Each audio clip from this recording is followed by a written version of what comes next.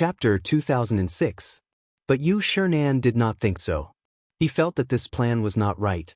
But when he thought about how the 5 surnames and 7 hopes wanted to deal with his student, he understood. Moreover, the 5 surnames and 7 hopes were so powerful. This little plan should not be difficult for them, right? He comforted himself in his heart. He looked at Zhang Feng and asked, "Feng Zi, what do you think of this plan? If you have decided, I will not stop you. After all, the 5 surnames and 7 hopes were unkind to you first." Zhang Feng was still thinking about what his teacher had said. When he heard that his teacher did not stop him, he was overjoyed. "Thank you, teacher. Although this plan is a little extreme, it will take a long time to work. It is a gradual method, so teacher does not have to worry about anything." Chang'an nodded. He was originally worried about Feng Zi's safety, but when he heard this, he felt much more at ease. Li Shimin saw that Chang'an did not say anything. He quickly said, "Feng Zi, you said that marriage is not restricted to the 3 clans. What about the other 4 clans? Since they are restricted from marriage, then the situation you mentioned should not happen, right?" Zhang Feng nodded. Indeed, the 3 clans that are not restricted are unlucky. As long as they are internally digested, their population will definitely decrease sharply. As for the other 4 clans, as he spoke, he glanced at everyone with a malicious smile. "It is the method I just mentioned. Since these 4 clans are restricted from marriage, then the women in the clans can't not marry, right? At this time, the other clans will swarm over like flies smelling rotten meat. At that time, you can send people to instigate them. These 4 clans will definitely marry their women out." Hearing this, Li Shimin only had this thought in his mind. Brilliant! This move was really brilliant. The marriage restriction order restricted the women of the 5 surnames and 7 hopes within the clans. They could not marry between the 1st and 2nd generation, right? This way, the women would gradually grow up and have to marry outside. At this time, the other clans could interfere and gradually divide the strength of the 5 surnames and 7 hopes. For a moment, he seemed to see the scene of the 5 surnames and 7 hopes marrying outside. However, he quickly regained his senses because he realized something else. What should he do if he was driven to desperation? Although these fellows would obey the imperial edict on the surface, what if they disobeyed in secret? One had to know that none of these guys were in Chang'an. Even if he wanted to find evidence, he couldn't do anything to them. Moreover, even if they didn't obey, he couldn't do anything to them. He was a bit distressed. Looking at Zhang Feng, he hurriedly asked, "Feng Zi, there's no problem with the schemes you mentioned, but I'm worried that the 5 surnames and 7 Wangs will do one thing on the surface and another in the dark. Moreover, what if they're driven to desperation?" Zhang Feng waved his hand and didn't mind because he already had a countermeasure in mind. He smiled and said, "You don't have to worry about that. Since I can come up with the marriage restriction plan, I naturally have a follow-up plan. Just now was just an appetizer. Let's call it the first plan. Now, we need to cooperate with the second plan." Plan B? Li Shimin frowned. He didn't know what other plan Feng Zi had. Could it be more powerful than this plan? Everyone also looked at Zhang Feng in surprise. They had been listening and didn't know what the second plan was. This obviously aroused their curiosity. Especially Li Yuan, it could be said that he wanted to deal with the 5 surnames and 7 Wangs the most. Just now, when he heard Feng Zi mention the marriage restriction order, he knew that it couldn't be implemented in a short time. He couldn't help but feel a little disappointed. Who would have thought that this kid had a follow-up plan? He hurriedly asked, "What's the second plan?" Zhang Feng gently took a sip of tea, glanced at the crowd, and said, "Do you still remember the 2 points I just said to deal with the 5 surnames and 7 Wangs? One is population, and the other is family property. Just now, I was talking about population, and now I'm talking about family property." Family property? Li Shimin's eyes narrowed. Obviously, he was interested. He knew that the family property of the 5 surnames and 7 Wangs had expanded throughout the Tang dynasty. It was not an exaggeration to say that they were as rich as a country. When the army was raised, those guys sent a lot of gold, silver, and jewelry to show their support for the Li family. But he knew that those gold, silver, and jewelry were less than 1/10 of the 5 surnames and 7 Wangs. Since he ascended the throne, as soon as he heard the news of the refugees' suffering, he unconsciously thought of these jewelry and the wealth of the 5 surnames and 7 Wangs over the years. If these guys were willing to take out half of the money, the national power of the Tang dynasty would definitely double. Of course, he usually had the idea to deal with the 5 surnames and 7 Wangs, but these guys avoided it every time, and they didn't commit any crime, which led to the relationship between the two sides becoming more and more stiff. Now, Feng Zi was actually going to deal with the 5 surnames and 7 Wangs family property? Didn't this guy know that the 5 surnames and 7 Wangs were a hard bone to chew? Even he couldn't do anything. What could this guy do? Although this idea was good, it was really unrealistic. However, he didn't want to dampen Feng Zi's enthusiasm, so he had to ask, Feng Zi, what can you do? Those guys are not easy to deal with. Don't get yourself into trouble. Chapter 2007. He felt that it was necessary to give Feng Zi a warning first, otherwise, it would not be good if this guy had any dangerous ideas. Unexpectedly, Zhang Feng did not care at all, waving his hand casually, "You don't have to worry about this. I'm not going to fight with them openly, they just have a big family business, then I'll use the family business to play them to death." What do you mean? Li Yuan was interested. You should all know about the inventions I made before, like cotton-padded clothes, braised meat, and those clothes in the textile factory. Zhang Feng glanced at everyone. Seeing that everyone nodded, he continued, "Now, people with 5 surnames and 7 hopes are looking for me to buy goods. It can be said that I'm their parent." Li Yuan had an idea, as if he thought of something. "Feng Zi, you mean to stop the goods in their hands?" No. Zhang Feng shook his head and put out the cigarette in his hand. Then he said, "Even if they stop selling the goods in their hands, they can choose not to use them and find other goods to replace them. They can also buy from other vendors. They will never lose money." Li Shimin frowned. "Then what do you mean? Keep their goods?" "That's right." Zhang Feng nodded slightly, revealing a meaningful smile. "Not only keep their goods, but also increase their goods, even give as much as they want." Li Shimin was a little confused. Wasn't this a blow to their 5 surnames and 7 hopes? Why keep the goods? Instead, increase the sales of goods? Wasn't this giving money to the other party? At this moment, he even felt that Feng Zi had really become a lunatic. However, when he saw the smile on Feng Zi's face, he felt that things were not so simple. There seemed to be something wrong, but he could not say what was wrong. In fact, everyone present had this feeling. They basically all knew Zhang Feng very well. Although this kid was usually unruly, he was more serious than anyone when he was serious. Saying this now, there must be some mystery. Therefore they chose to wait and see. However, Li Yuan could not sit still. He asked, somewhat puzzled, "Feng Zi, what do you mean by what you said just now? Why do you want to increase the goods of 5 surnames and 7 hopes?" Zhang Feng smiled. "Listen to me tell you a story first." Everyone was a little confused. They came to listen to you about the things of 5 surnames and 7 hopes, not to listen to a story. What story was this Feng Zi telling now? But on second thought, since this Feng Zi could say it, it must be an important matter, so they kept quiet and waited and watched. Looking at Zhang Feng, he took a sip of tea and continued. The 2 brothers were both businessmen. They usually had a good relationship.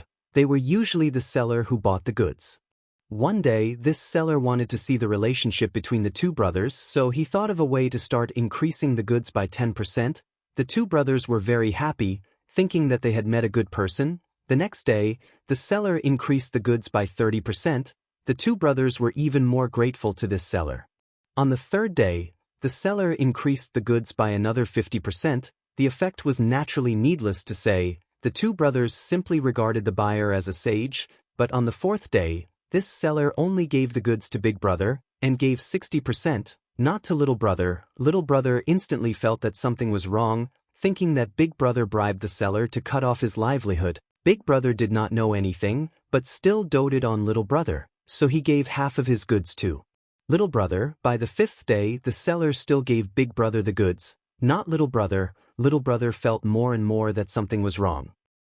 In the beginning, I still gave some face to Big Brother. Later on, I directly questioned Big Brother. Big Brother naturally did not know anything. At this time, the seller came and said that only one person could buy his goods in the future. Little Brother instantly understood something. It was all Big Brother's doing. The two brothers broke off their relationship. Seller? Two brothers? Li Shimin frowned and relaxed sometimes. He kept feeling that Feng Zi's words were not just on the surface. There seemed to be something else hidden, but he could not think of anything for a while. Seller? He repeated in his heart again. Suddenly, he understood something. Wasn't the seller Feng Zi? Then these two brothers were the 5 surnames and 7 hopes. Could it be that Feng Zi was preparing to use this method to deal with the 5 surnames and 7 hopes? He hurriedly said, Feng Zi, what you meant just now was that you are the seller, and the two brothers are the 5 surnames and 7 hopes. Everyone present was smart. Upon hearing this, they instantly understood. Feng Zi wanted to use benefits to divide the 5 surnames and 7 hopes, but would the 5 surnames and 7 hopes be so easily fooled? They all looked at Zhang Feng, trying to find an answer from him. However, they saw Zhang Feng smile faintly, looking at Li Shimin. You are the boss, your brain is good. Yes, that is my idea. Now I am providing all kinds of supplies to the 5 surnames and 7 hopes. There are silk, cotton-padded clothes, food, and other necessities. If I suddenly increase the supplies to one of them, think about it, what would the other families think? Chapter 2008. Li Shimin narrowed his eyes and thought for a while before saying, if it's just the beginning, it shouldn't have any effect. At most, they'll just come and ask. But if it goes on for a long time, it will inevitably cause that young master's dissatisfaction. That's right. Zhang Feng nodded, took a sip of tea, and said, let them be dissatisfied. At the beginning, there may not be any effect, but after a long time, they will definitely come to question me. Speaking of this, he sneered, and I will avoid meeting them and not reveal any information. If they can't get any information from me, they will suspect that person. In this way, won't the conflict between the two sides arise? That's right. The corners of Li Shimin's mouth rose. Obviously, he was very satisfied with this plan. But soon, he seemed to have thought of something and his expression changed. There is a conflict. But the people of the 5 surnames and 7 hopes are not stupid. They will not shed all pretense of cordiality because of such a small matter. After all, their businesses are still very big. This is nothing at all. Zhang Feng nodded and said with a dignified expression, you are right. The 5 surnames and 7 hopes are not fools. They will not be so easily fooled. That's why I just said to give them benefits first. First, give them more goods, give them as much as they want. Once they taste the sweetness, then suddenly reduce one of them. This will cause them to have a conflict. Moreover, not only this, but also use other methods to break up their forces. What methods? Li Shimin asked subconsciously. Rumors.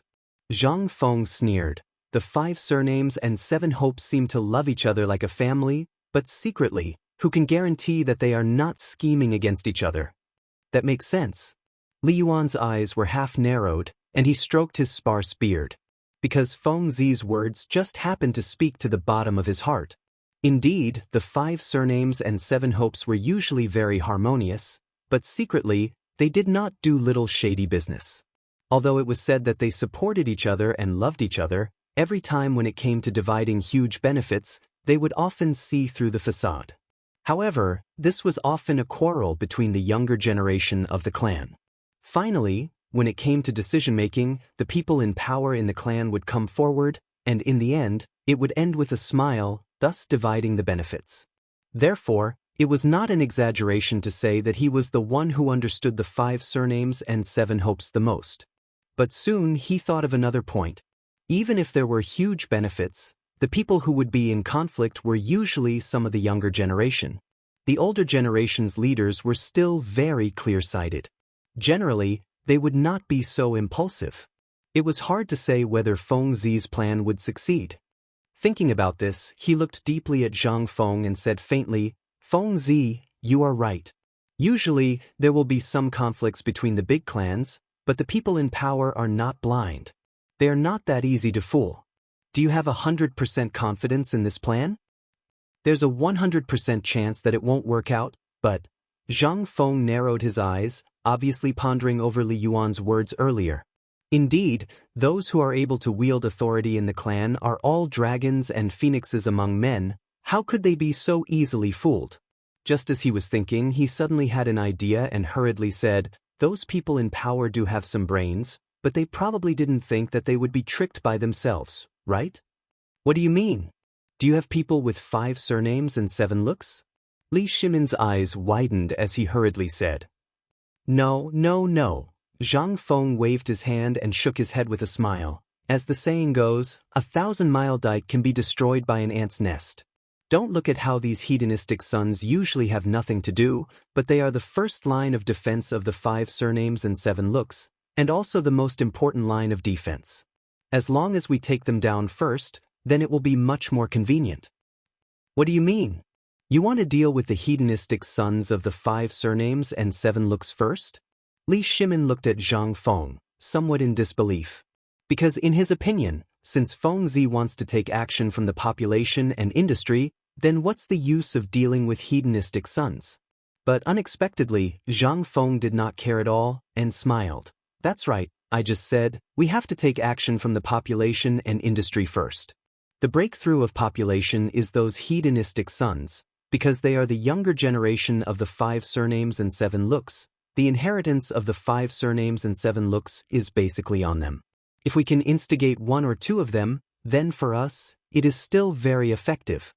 Hearing up to here, Li Shimin finally understood. So this kid is planning to instigate 1 or 2 hedonistic sons of the 5 surnames and 7 looks, but how could it be so easy? Those fellows are all arrogant and instigate them? He looked at Zhang Feng with a puzzled expression. "I'm afraid it's not that easy. Moreover, what can hedonistic sons do?" "Then you're wrong." Zhang Feng smiled, looked at Li Shimin and said, "Instigation is not easy, but hedonistic sons are very useful. Think about it, to be able to become hedonistic sons, most of them have a certain status in the clan. Since they have a status, then they have good resources, manpower, and so on. If we can rope them in, we can get the latest information as soon as possible. This way, we won't be flustered before things happen." Li Shimin nodded and smiled bitterly. "That's true, but how are you going to instigate them?" Chapter 2009. He knew that foppish people were called foppish because they were different from ordinary people. Bullying the common people and staying in brothels were common occurrences for them. Fengzi wanted to instigate a rebellion? Wasn't it as difficult as ascending to the heavens? Just like Chengchumo, Zhangsun, and Chongchong, weren't they all famous foppish people in Chang'an? Just by looking at what they did, one would know what a foppish person was. Zhang Feng naturally understood, but he didn't seem to care. He smiled and said, "I know what you're talking about. To foppish people, you either cater to their interests or subdue them. These 2 methods are the best." As he spoke, he glanced at Cheng Yaojin. "Don't you think so, Olchen?" Cheng Yaojin was drinking tea. When he was called, he almost spat it out. This was because he could hear that this kid was implying something. He was talking about foppish people, and now he was talking about Lao Tzu? Wasn't this clearly saying that Tai Nyo was a foppish person? This kid was too much of a jerk. If His Majesty wasn't here, he would definitely spank him. Thinking about it, he didn't dare to make a move. He could only smile and say, "Yes, yes, yes." Zhang Feng smiled, then looked at Li Shimin and said solemnly, "Actually, it's not difficult to deal with foppish people. The 2 methods I just said can be used. As long as you master them well, it'll be fine. But obviously we can't use them now. We'll talk about it when we get to Jiangnan." Hearing this, Li Shimin understood that Fengzi still hadn't given up on Jiangnan. He could only persuade him, "Fengzi, now that you have a plan to deal with the 5 families and 7 hopes, and Yu'er's life is not in danger, it's better to delay things in Jiangnan." As he spoke, he gave Yu Qigong a look. The latter immediately understood and said, "That's right. I'll take care of you. If he has any problems, come and find me. Right now, you should be thinking about how to deal with the 5 surnames and 7 hopes." Zhang Feng lowered his head and didn't say anything. In fact, there was a moment when he really wanted to rush out of the door and go to Jiangnan to find Yu'er. However, everyone's words were like a warning bell ringing in his ears. Indeed, the 5 surnames and 7 hopes were like a hungry wolf hiding in the dark night. As long as they weren't eliminated, they could jump out at any time and bite you. Seeing Fengzi deep in thought, Yu Shinan knew he was wavering. He hurriedly said, "Fengzi, they are right. Although I do not agree with you dealing with the 5 families and 7 hopes, now that things have come to this, you cannot immediately go to Jiangnan. Otherwise, it is very likely that you will not return. Furthermore, since you have already decided on a plan, you should begin to implement it." "Not bad." Li Shimin nodded and hurriedly urged, "Fengzi, since the plan has already been decided, should we begin to implement it?" Zhang Feng didn't reply because he was doing a great struggle in his heart. On the one hand, he wanted to go to Jiangnan to find Yue. On the other hand, he wanted to immediately implement the plan. He was wavering between the two. Find Yue or deal with the Jiangnan clan. According to Lao Yu, Yue was not in any danger in Jiangnan. It shouldn't be a problem if he didn't go now. However, the plan had already been decided. If he didn't implement it, it would be a pity. After a while, he seemed to have made a decision. He looked at Yu Qigong and said, "Lao Yu, are you sure Yue is not in danger in Jiangnan?" Yu Qigong paused. He glanced at Li Shimin and then swept his gaze over everyone present.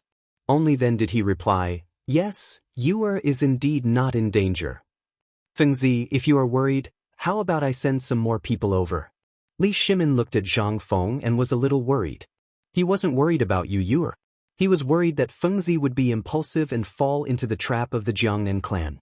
Zhang Feng looked deeply at Li Shimin before replying, "Okay, send more people." He now understood that the Jiangnan clans were luring him out. If he really went out now, he would fall into their trap.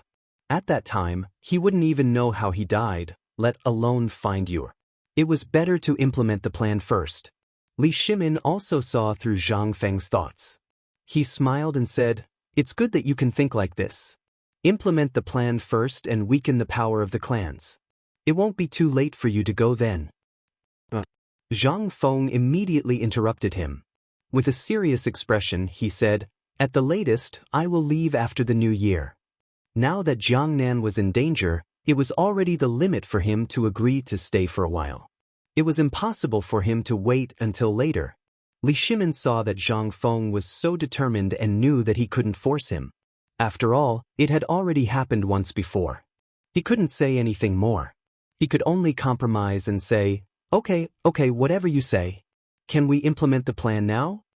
Zhang Feng nodded and said with a gloomy expression, "Yes, it should be implemented. Lao Li, go find Lord Zhang's son and tell him about the marriage restriction order." "What about the restriction of supplies you mentioned?" Li Shimin asked without thinking. "Naturally, this will be implemented together." Zhang Feng's eyes turned. After a while, he said, "I will do this. You don't have to worry about it." Chapter 2010. Li Shimin nodded and did not ask any more questions. He believed in Fengzi. As long as Fengzi was involved, there was nothing that could not be done. He was not worried about Fengzi's safety. Instead, he was thinking about the marriage restriction order. At that time, he, Zhangsun Wuji, Wei Jing, and the others had discussed for a long time without coming to a conclusion. He did not expect Fengzi to point it out in a few words. He was a little embarrassed. However, he still admired Fengzi's strategy. Although it was a little vicious, it still solved the immediate problem. He looked at Zhang Feng and said seriously, "Since there is nothing else, I will go back and prepare to see Lord Zhangsun." As he spoke, he had already stood up.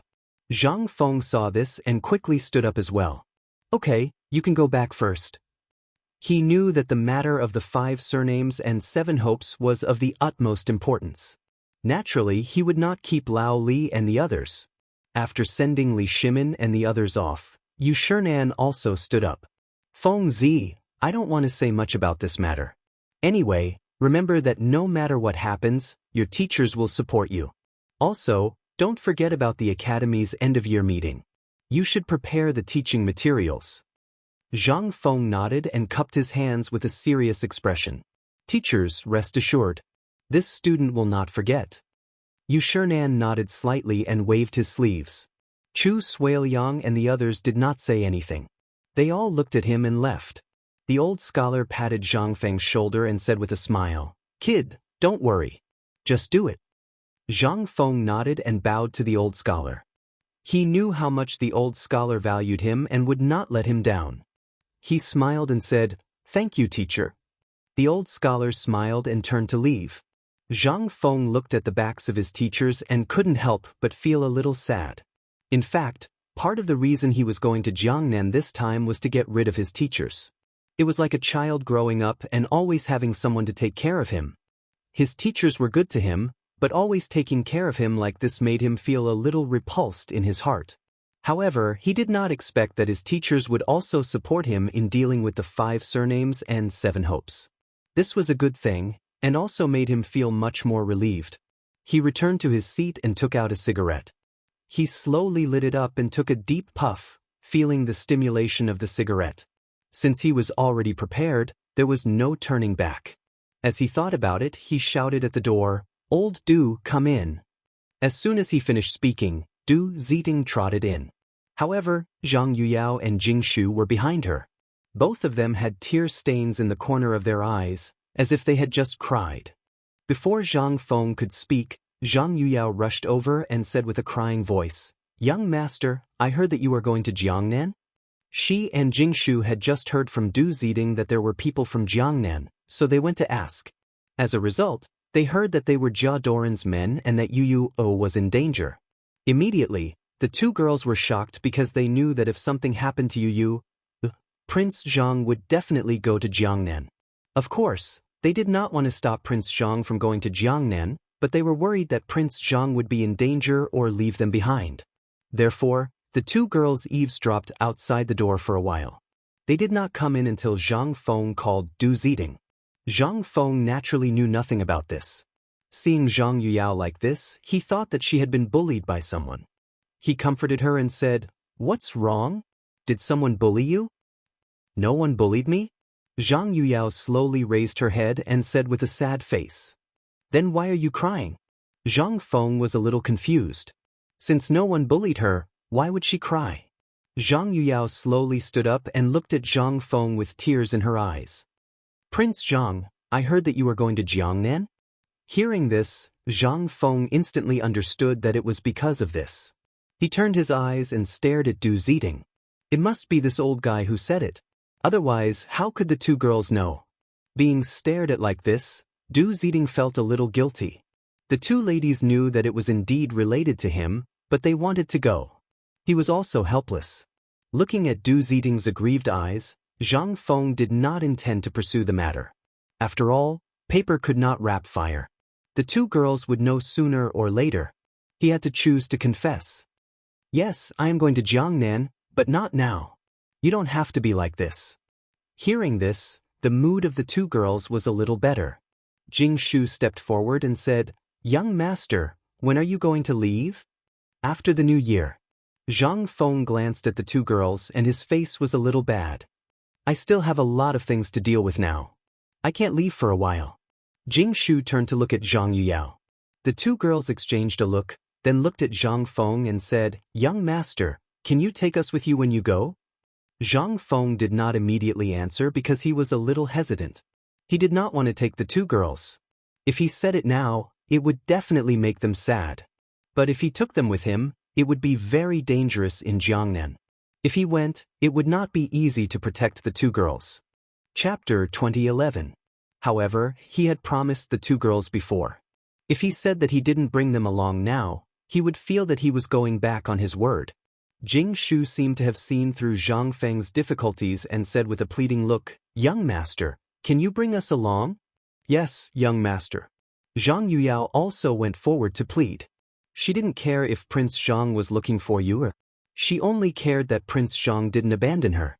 Zhang Feng was a little helpless. He was worried about the danger if he brought the 2 girls along, but he felt sorry for them if he didn't bring them along. Just as he was hesitating, a guard passed by the door. He instantly had an idea. These guards used to be soldiers. If he brought them along, they might be fine. Even if there was danger, they should be able to stand on their own. If he trained the guards according to the training methods of the special forces in the future, coupled with the resources of the forge, they might become a special force. Thinking of this, he looked at the two girls. I can bring you along, okay? The two girls were overjoyed and almost jumped up. They hurriedly said, Thank you, young master. With that, Jing Shu pulled Zhang Yuyao out of the door. We won't disturb young master anymore. We'll leave first.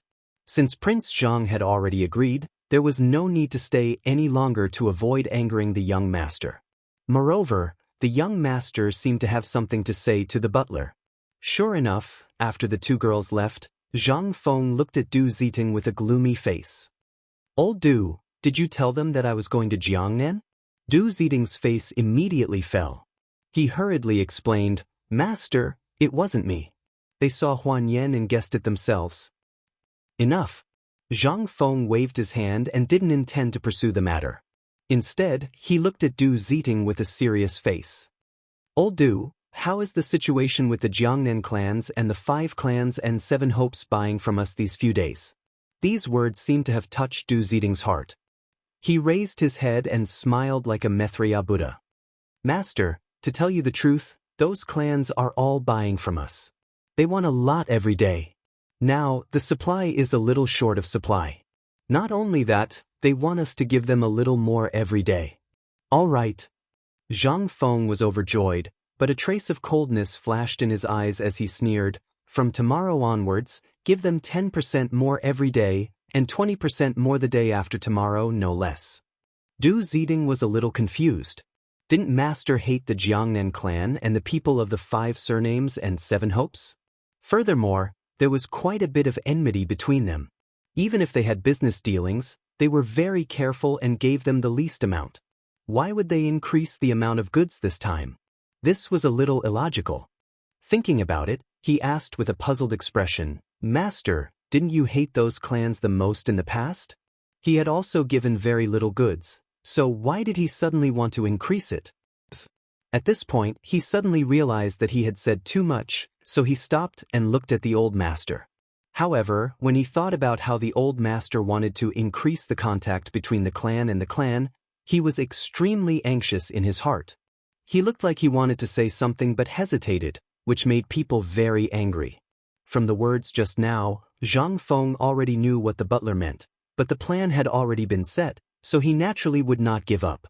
He said with a resolute face, Old Du, I know what you mean. You are just worried that the clan will become bigger.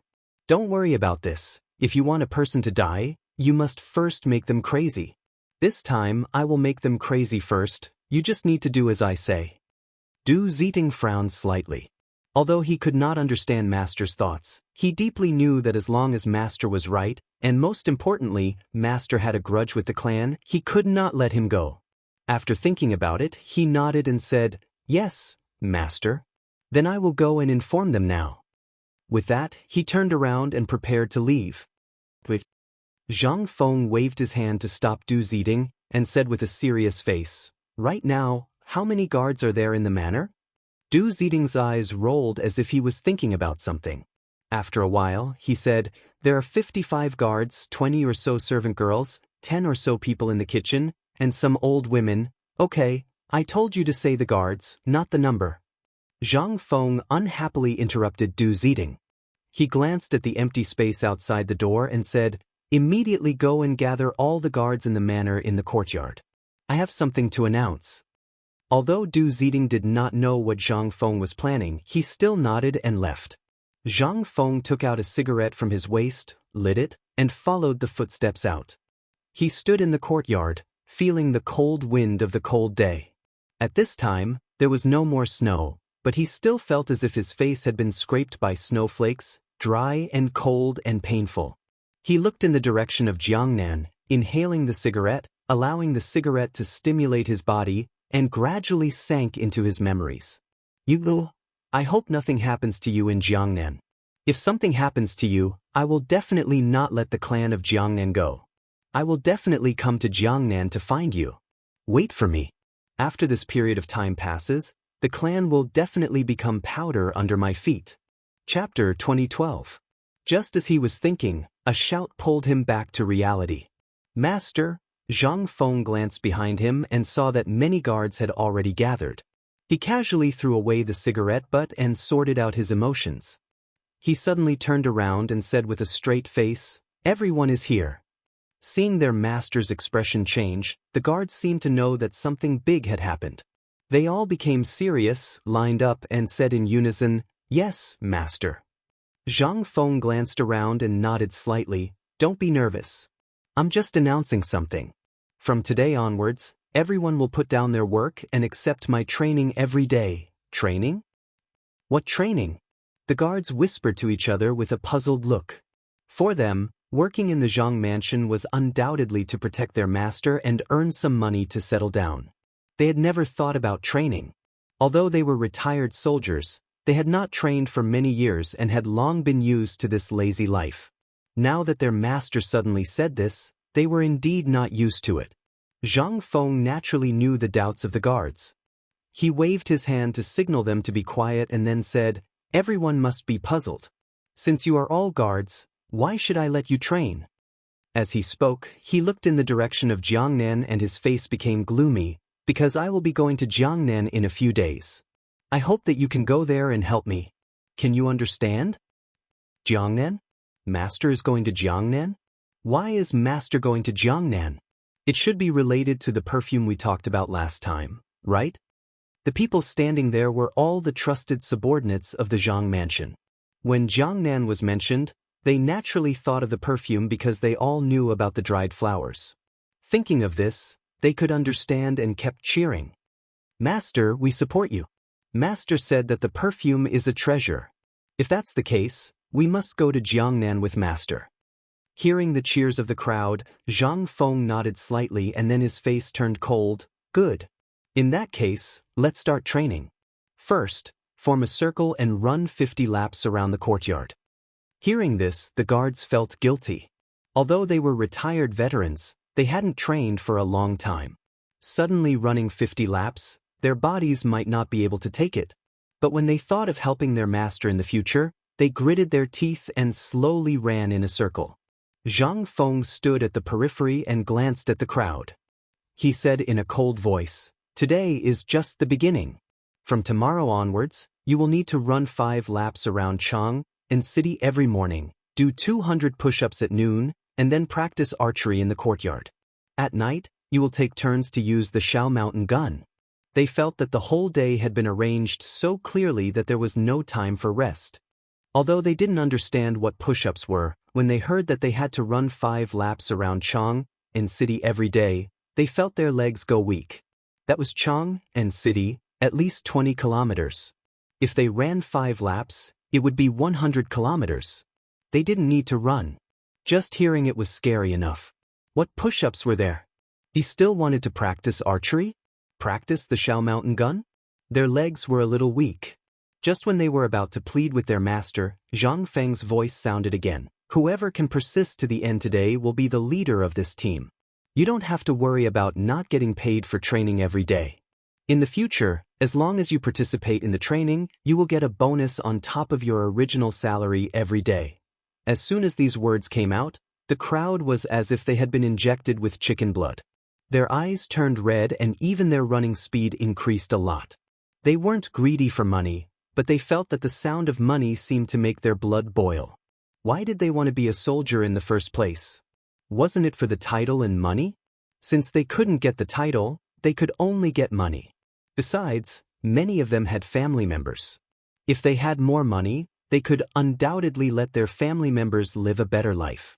For a moment, they seemed to see their family members eating and drinking well. Zhang Feng was naturally happy to see this scene. He lit another cigarette and slowly smoked. Before he took 2 puffs, he saw Du Ziding come over. He looked at the guards running in the yard with a puzzled face and unconsciously walked to Zhang Feng's side. "Oh, master, it's done. The guards are... Old Du, you came at the right time." Zhang Feng took out the cigarette butt and pointed to the guards. "Record it. In the future, these guards will have to run 5 laps around Chang'an city every morning with sandbags tied to their legs and steel on their backs. At noon, they will do 200 push-ups, and then they will practice archery in the yard. At night, they will take turns to go to Shao Mountain and train with guns. Also, add a bonus on top of their original salary. They must eat the best food, at least meat for every meal, and, as he spoke, he turned to look at Du Ziding, only to see that Du Ziding's eyes were as big as chestnuts and his mouth was so big that an egg could be put in. He scolded him angrily, "Old Du, why are you in a daze?" Chapter 2013. Oh, Master? Du Ziding looked at Zhang Feng absent-mindedly and stammered, "Master, you just said that you want them to run 5 laps around Chang'an city with sandbags tied to their legs and steel plates on their backs every day? Do 200 push-ups at noon? By the way, what is push-ups? And practice archery? Aren't you afraid that these guys will be crippled?" "They won't." Zhang Feng waved his hand and said seriously, "I have arranged everything. This kind of systematic training will not only not cripple them, but also make their bodies stronger. You don't have to worry about this. You just need to help me supervise them every day." Indeed, he used the training method of special forces in the future. This kind of training was very high intensity, and ordinary people could not accept it at all. But for these people who had been soldiers, it was more acceptable. Even if they were not used to it at first, they would slowly accept it. But Du Ziding did not know. He originally thought that the master's method was a bit too powerful, and the guards could not accept it. Hearing this, he was relieved and said faintly, "Master, what you said is reasonable." Zhang Feng took a deep puff of the cigarette and said faintly, "You ask someone to prepare some meat and some hot water. Let these guys eat after they finish running." Du Ziding took a deep look at the wailing guards. For a moment, he was actually envious of these fellows. Not only did the old master treat them well, he even added a bonus to their original wages. This was simply a gift from the heavens. He even wanted to join in. But when he thought of the high-intensity training he had to face every day, his legs couldn't help but tremble. He could only accept the order and leave quietly. "Hurry up for Lao Tzu. Don't dawdle." Zhang Feng glanced at the few guards who were lagging behind and scolded them harshly. He was determined to turn these guys into special forces. Now, they had not even run 2 laps and they were already starting to lose their horses? How could he not be angry? The guards who were lagging behind seemed to know that the master was scolding them. They looked at Zhang Feng bitterly and quickly wiped the sweat on their foreheads. They kept their long tongues and continued to catch up with the runners in front of them. The yard echoed with the guards panting. Their foreheads were sweating like beans and kept pouring down until it fell on their clothes, shoes, and even their feet. Soon, the ground under their feet was wet. The sweat mixed with the fragrance of the soil, emitting a special smell. Zhang Feng's hawk-like eyes looked around at the crowd and kept shouting, 1, 2, 1, 2, 1. In the future, this will be your slogan. Every time you run, you must shout it. Your footsteps must follow the slogan. Start shouting now. 1, 2. Everyone was already half dead. How could they still have the strength to shout such a nonsense slogan? They stuck out their tongues, and their eyes were a little blurred, as if they were about to faint. Zhang Feng saw that no one reacted and was immediately furious. He was about to reprimand them, but unexpectedly, someone shouted, 1, 2, 1, 2, 1. He looked in the direction of the voice and saw a burly man who was running in front wiping the sweat on his forehead. He kept shouting as if he was using all his strength to shout. It was rough and loud. This person, Zhang Feng, was faintly influenced. He remembered that this person was often guarding the door, but he could not remember his name. He would have to ask later. Thinking about it, he looked deeply at the burly man and was about to say something to boost their morale. Unexpectedly, a series of chaotic howls sounded. The voices were made by all the guards. They were already half dead from exhaustion and did not have the strength to shout any slogans. But with the first person starting, it was different. It was as if a ball of fire was ignited in their bodies and they had no choice but to explode. Indeed, Zhang Feng's slogan had a basis, and it had a very strong attachment. As long as the first person took the lead, the people behind him would be infected, and all of them would involuntarily roar. This was equivalent to throwing a spark on a prairie. Originally, the flame was not very big, but it would gradually spread to the surroundings, and in an instant, the fire would become bigger. A single spark could start a prairie fire, and this was the most appropriate way to describe these guards. They did not even know how to open their mouths when their strength was about to be exhausted. In any case, since there was the first person, they would follow and shout. Gradually, their voices became more and more orderly and even louder. 1 2, 1 2 1. Waves of resounding and loud voices spread throughout the Zhang residence. The servant girls with sharp ears seemed to have heard something and screamed. They pulled their companions and gathered around. In a short moment, the courtyard was filled with servant girls watching. Wow, this is that Ning Xiao. His good friend is manly. Look, he is running in front. If you want to say he is manly, you have to look at Kong Shuang. Look at the bulging muscles all over his body. You can see it even through his clothes. Especially that master who is drenched in sweat. Wow, I can't take it anymore. Help me. Chapter 2014. Look, the two guys you just said were manly are about to be overtaken. Who is that? It's Chang'an. He's about to take the first place. Wow, I declare that Chang'an will be my idol from now on. Look at his muscles. Tut, tut, tut. A large group of maids stood by the old pagoda tree and watched the guards. They pointed at them from time to time and kept commenting on the most manly guard in their hearts. Occasionally, when the guard turned his head, the maids immediately blushed and covered their faces with the handkerchiefs they had prepared, but they were unwilling to leave. It seemed that these maids had been prepared for this. They were a group of fujoshis. Fortunately, the Tang dynasty was open-minded and women had some freedom. In addition, this was the Zhang mansion. Otherwise, a great scholar would have come and scolded them harshly, which was a disgrace to the educated. Not only these maids, but the guards' roars also attracted Zhang Yuyao and Jingshu. However, they were not like the maids.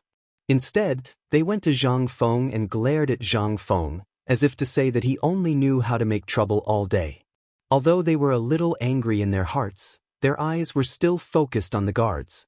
From time to time, they used handkerchiefs to cover their shyness. After all, such a scene was very rare, especially in this era. It was as difficult as climbing to the sky to see such a scene. On the other hand, when these guards saw that many maids were watching, they instantly seemed to have taken stimulants. Their faces turned red and their eyes popped out. One by one, they rushed to be the first, for fear that they would be looked down upon by the maids if they fell behind. There were even a few guys who rolled up their sleeves and deliberately showed their muscles as they ran. Immediately, the maids screamed again and again, and their pretty faces were almost bleeding. Especially those who were running in front. They were already sweating a lot, and their clothes should have long been soaked. If you want to get wet, then so be it. Why did you have to deliberately tear your clothes and let out wolf howls? It was as if you were deliberately showing off your muscles. However, to be honest, these guys who tore their clothes did have good figures. In any case, they used to be soldiers. Their muscles were glossy under the contrast of their sweat. Seeing this scene, a few more servant girls couldn't help but scream. They deliberately used their handkerchiefs to cover their faces. When the guards weren't paying attention, they secretly took away their handkerchiefs to take a look. It was as if this could give them great satisfaction. Zhang Feng was a little stunned. He did not expect that the appearance of these maids could stimulate the potential of these guys. Just now, they were half dead, shouting slogans as if they wanted to kill them. Now, when the maids appeared, each one of them was more powerful than if they had taken stimulants. Even the guy who was at the back of the team ran to the front, faintly overtaking the guy who was running in the first place. This was something he did not expect. However, it seemed that there were some benefits. At least it could stimulate the hormones in these guys' bodies, thus stimulating their interest in training. They would not have to train with a bitter face, otherwise, it would be boring. Thinking of this, he looked at the time. It was almost evening. Then he looked around at the crowd and shouted, "Now, there are 3 laps left. Whoever runs in the first place will be the leader of this team in the future." As soon as these words came out, some people were happy and some were sad. The happy guards thought that they originally still had a few laps left and wanted to show off their muscles in front of this group of infatuated maids. Now that the master suddenly said that there were 3 laps left, they could not show off their muscles. They could not help but feel a little depressed. However, after thinking about it, it seemed that it was not bad to be the leader if they ran first. Besides, There were maids here watching, so they could not drop the ball. Those who were sad were the guys who fell behind. Just now, they only cared about showing off their muscles in front of the infatuated maids. Now, they did not even know where they were falling behind. How could they win the first place? Everyone had different thoughts, but one thing had not changed, and that was to win the first place. Every man had a competitive heart, not to mention that they used to be soldiers. Their competitive hearts were more serious than ordinary people, especially now that there was a large group of infatuated maids beside them. This greatly stimulated the primitive power in their bodies. Their faces were red, the veins on their necks and foreheads were bulging, and their eyes were as big as chestnuts. They kept shouting as if they were cheering themselves on. Go, get the first place. I want to be the leader. I can't let the maids see it clearly. Go.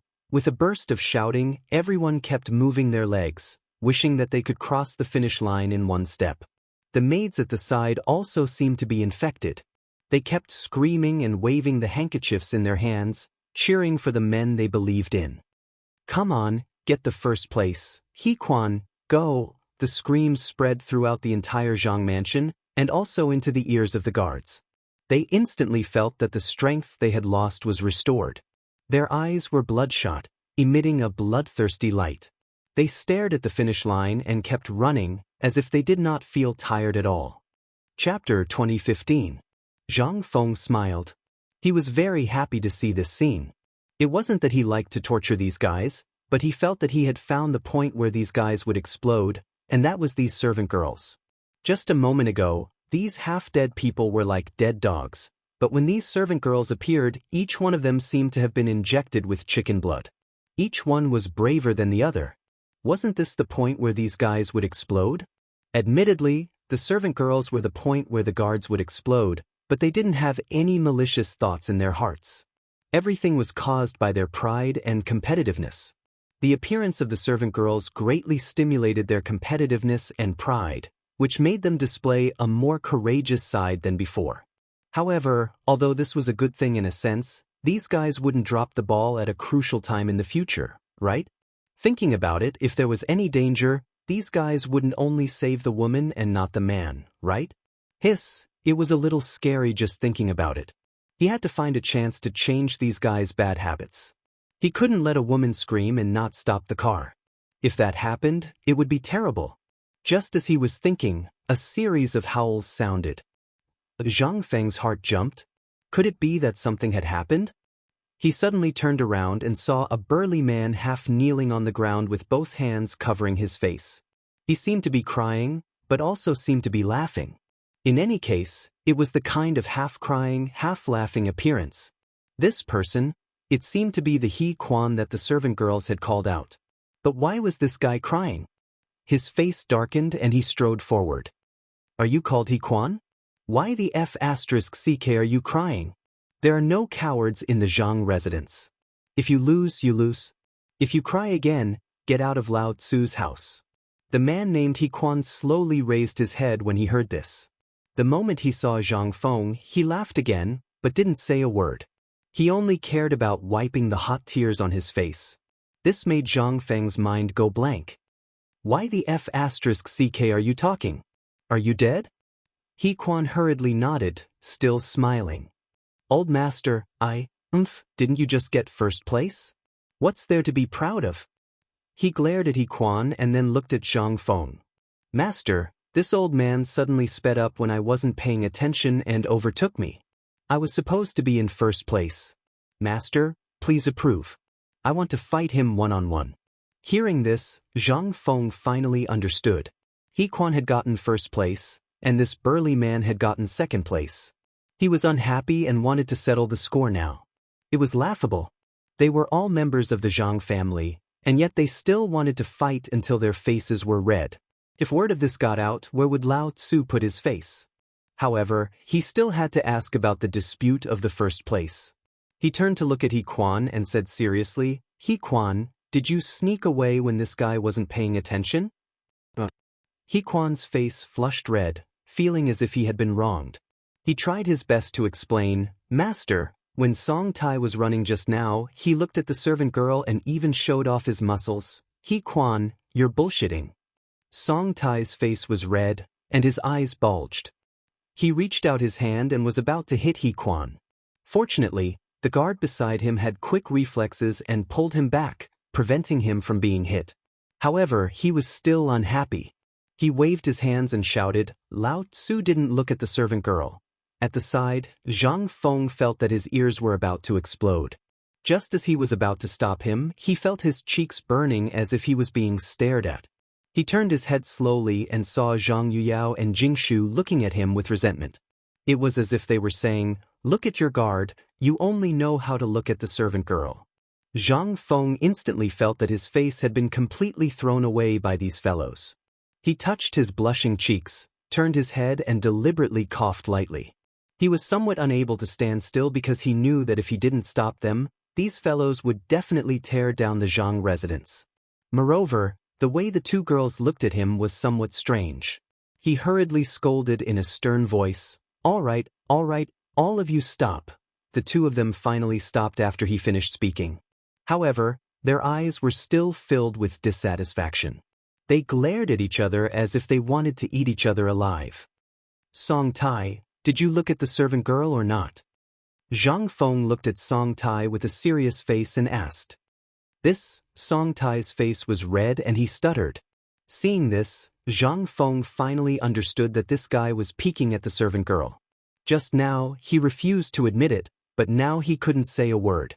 He even wanted to compete with He Quan for the first place. He snorted, "Song Tai, you lost the competition because you peeked at the servant girl. What else do you have to say now?" Song Tai didn't dare to look at Zhang Feng. He lowered his head and glanced at the servant girls under the old pagoda tree. These servant girls were originally here to watch the fun. When they heard that the master had something to do with them, their hearts were beating fast. When Song Tai looked at them like this, their hearts almost jumped out. They all covered their faces with their handkerchiefs and ran away. Hey, don't look anymore. You scared them away." Chapter 2016.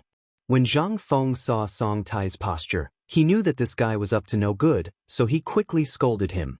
The latter scratched his head and stared at Song Tai angrily before saying, "You made a mistake just now. Otherwise, you would have been the first. But you also worked hard. How about this? I'll give you the second place. From now on, you will be under He Quan."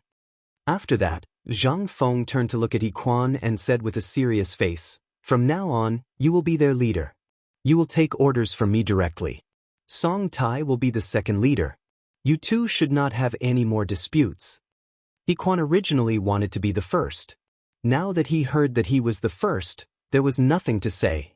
As for the dispute between him and Song Tai, it was caused by a moment of dissatisfaction. He usually worked in Zhang Mansion, so how could there be any grudges? He quickly nodded and said, "Thank you, master." Although Song Tai was dissatisfied in his heart, he had to accept this established fact. He said with a sad face, "Thank you, master." Zhang Mansion nodded with satisfaction and looked at the two of them. "Don't let me find out what happened today in the future. Since you are in Zhang Mansion, you must love each other. If you can't do this, you can get out of here." After that, he looked around at the crowd and said with a serious face, "From tomorrow onwards, you must get up at 5 o'clock. Then, with sandbags tied to your legs and steel on your backs, you must run 5 laps around Chang'an city. When you come back, do 200 push-ups, get up at 5 o'clock. My God, isn't it too early?" Yes, it's not even dawn at that time. Before he could finish his sentence, the guards howled in unison. Although they just knew the terrible news, no one expected that they would have to get up at 5 o'clock. At that time, it was not even dawn. How could they go out for a run? Even Zhang Yuyao, who was standing at the side, was a little puzzled. What if he ran into danger? She hurriedly advised, "Young Master Zhang, isn't it a little too early?" The moment these words were spoken, all the guards looked at Zhang Yuyao in a different light. In the past, it was respect, but now it was gratitude. This mistress was really good. She knew how to worry about the guards. In contrast, Mistress Jingshu stood to the side without saying a word or pleading for mercy. In fact, it was not that Jingshu did not want to plead on behalf of the guards, but she could understand Prince Zhang. This time, Prince Zhang was going to Jiangnan, so he naturally had to bring some subordinates. He was worried about bringing others, so he could only bring the guards. That was why he strengthened the training to ensure that everyone could be trained into an elite soldier. Although she could not understand Prince Zhang's training methods, she would not say anything. After all, if she interjected at this time, wouldn't that be questioning Prince Zhang? She wasn't that stupid. It was good that Zhang Yuyao was worried about the guards, but in Zhang Feng's eyes, she was meddling in other people's business. However, it was not good to say anything in public. He could only explain seriously. As the saying goes, the best plan of the day is in the morning. Although it is still early, it is the best time of day to train. As he spoke, he turned his head to look at the guards, and his face darkened. You fellows are used to lazing around in the Zhang residence. Although you used to be soldiers, how many of you still retain the bravery of a soldier? This time, not only do I want to stimulate your courage, I also want to make you into a sharp blade that kills without spilling blood. I have already made the plan. If you want to be a coward, a softy, or a coward, you can say it now. I will not force you. Those who withdraw from the plan can still work in Zhang manner. Indeed, in the past, these people had been among the top men in the military camp, and the famous Guanzhong men. But once they came out of the military camp, they became lazy. Even if they were not like normal people, they likely had thrown their previous training to the back of their minds. This time, he wanted to stimulate these people's courage on the battlefield. Clearly, these words seemed to be effective. The guards seemed to have been poked at their sore spot. Their recovered eyes bulged again, and the tendons on their necks bulged again. Because of what Old Master had just said, none of them wanted to be a coward, a softy, or a coward. Normal people from Guanzhong would not be able to bear these words, much less these people who had once been soldiers. At this time, they seemed to feel their blood boiling. Their buried souls were waking up. We are not cowards. We want to train, we want to be the strongest. The guards tacitly raised their right fists. Their eyes were red, and they kept shouting. Zhang Feng smiled proudly because he saw what he wanted to see most. Although these guys just shouted a few times, he knew that this might be the key to open the depths of their souls. These guys were finally going to show their fiercest side. His face darkened. He looked around at the crowd and said sternly, "Very well. Since you want to be the strongest, then train according to my method. I promise that you will be reborn in a week and become the bravest warriors of the Tang dynasty. Although you are retired soldiers, you are not bad at all.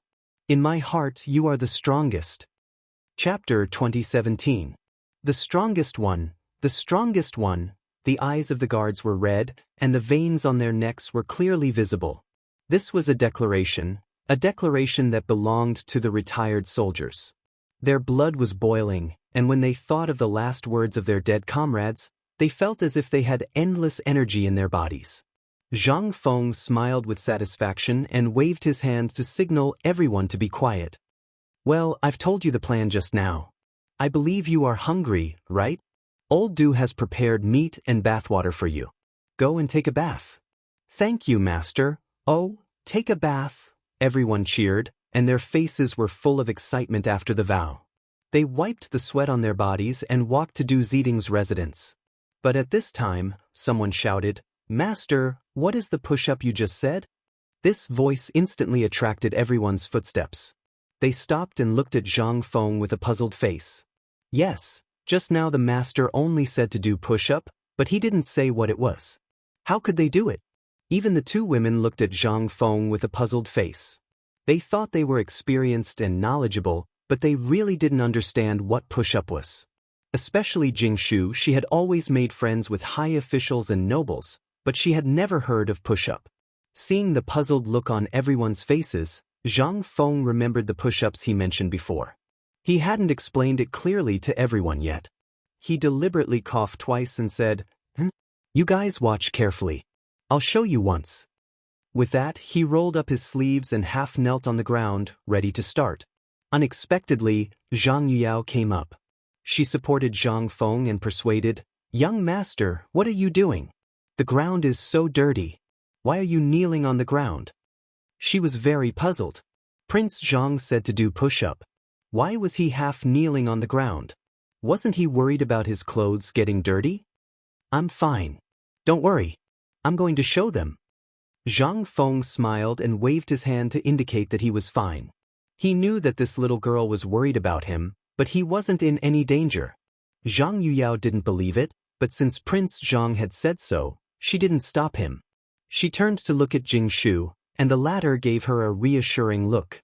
Only then did she stand aside quietly. Now that no one was stopping him, Zhang Feng could finally show off his skills. He lay on the ground and turned his head to glance at the guards. All of you watch carefully. This is a push-up. The guards were puzzled at first, but when they saw their master's posture, they seemed to have understood something. They looked at each other and revealed a smile that all men understood. That's right. Which man wouldn't know how to do that? I practice every night. It's not like it's that hard. Other than those who were not married yet, who didn't know how to do it. Wouldn't it be fine as long as he had hands? However, it didn't seem right for Master to do this in public, right? Moreover, he did it in front of the two matriarchs. It had to be said that Master was really fierce. At this moment, everyone worshipped Zhang Feng. Zhang Yuyao was puzzled. She didn't know what Prince Zhang's posture was, nor did she know why the guards were laughing. She could only turn to Jing Shu and ask for help. Jing Shu Mimi, what is Prince Zhang's posture? Also, what are the guards laughing about? Sister, Jing Shu hurriedly tugged at Zhang Yuyao's sleeve, indicating that she should stop talking. She blushed and angrily glared at Zhang Feng, who was doing push-ups. Then she leaned over to Zhang Yuyao's ear and said, "That's there." Before she finished listening, Zhang Yuyao felt her ears burning. After a while, her whole face turned red. She shyly glared at Zhang Feng and quickly pulled Jing Shu away. Zhang Feng, who was doing push-ups, felt that something was wrong. He glanced in the direction of the two women, but found that the two women had left. He asked with a puzzled expression, "Hey, why did you two leave? I was about to show my perfect posture." Zhang Yuyao originally felt that this posture was strange. After hearing Jingshu's explanation, she naturally didn't want to bother with Zhang Feng. However, she felt the gaze behind her.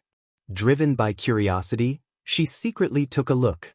Instantly, her face turned red again. Why was Prince Zhang still in that posture?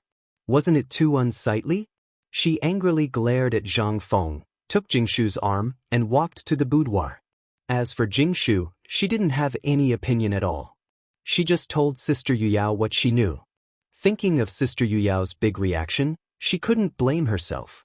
Watching the two women leave, Zhang Feng was a little confused. He was just doing push-ups.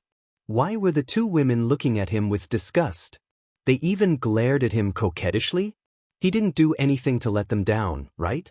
For a moment, he doubted life because he knew that the two women had always been very obedient by his side. Why did they suddenly change today? Everything happened too fast, right? Just as he was feeling puzzled, the guy next to him said in a lukewarm tone, "Master, you're quite amazing." Zhang Feng frowned and was a little confused. Chapter 2018. What did that mean? Why did it feel weird? It was as if there was a hidden meaning in those words.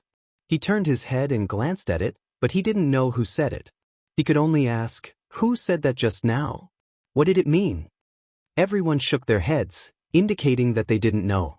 Indeed, with so many people standing there, no one knew who said it. However, Zhang Feng was getting more and more confused.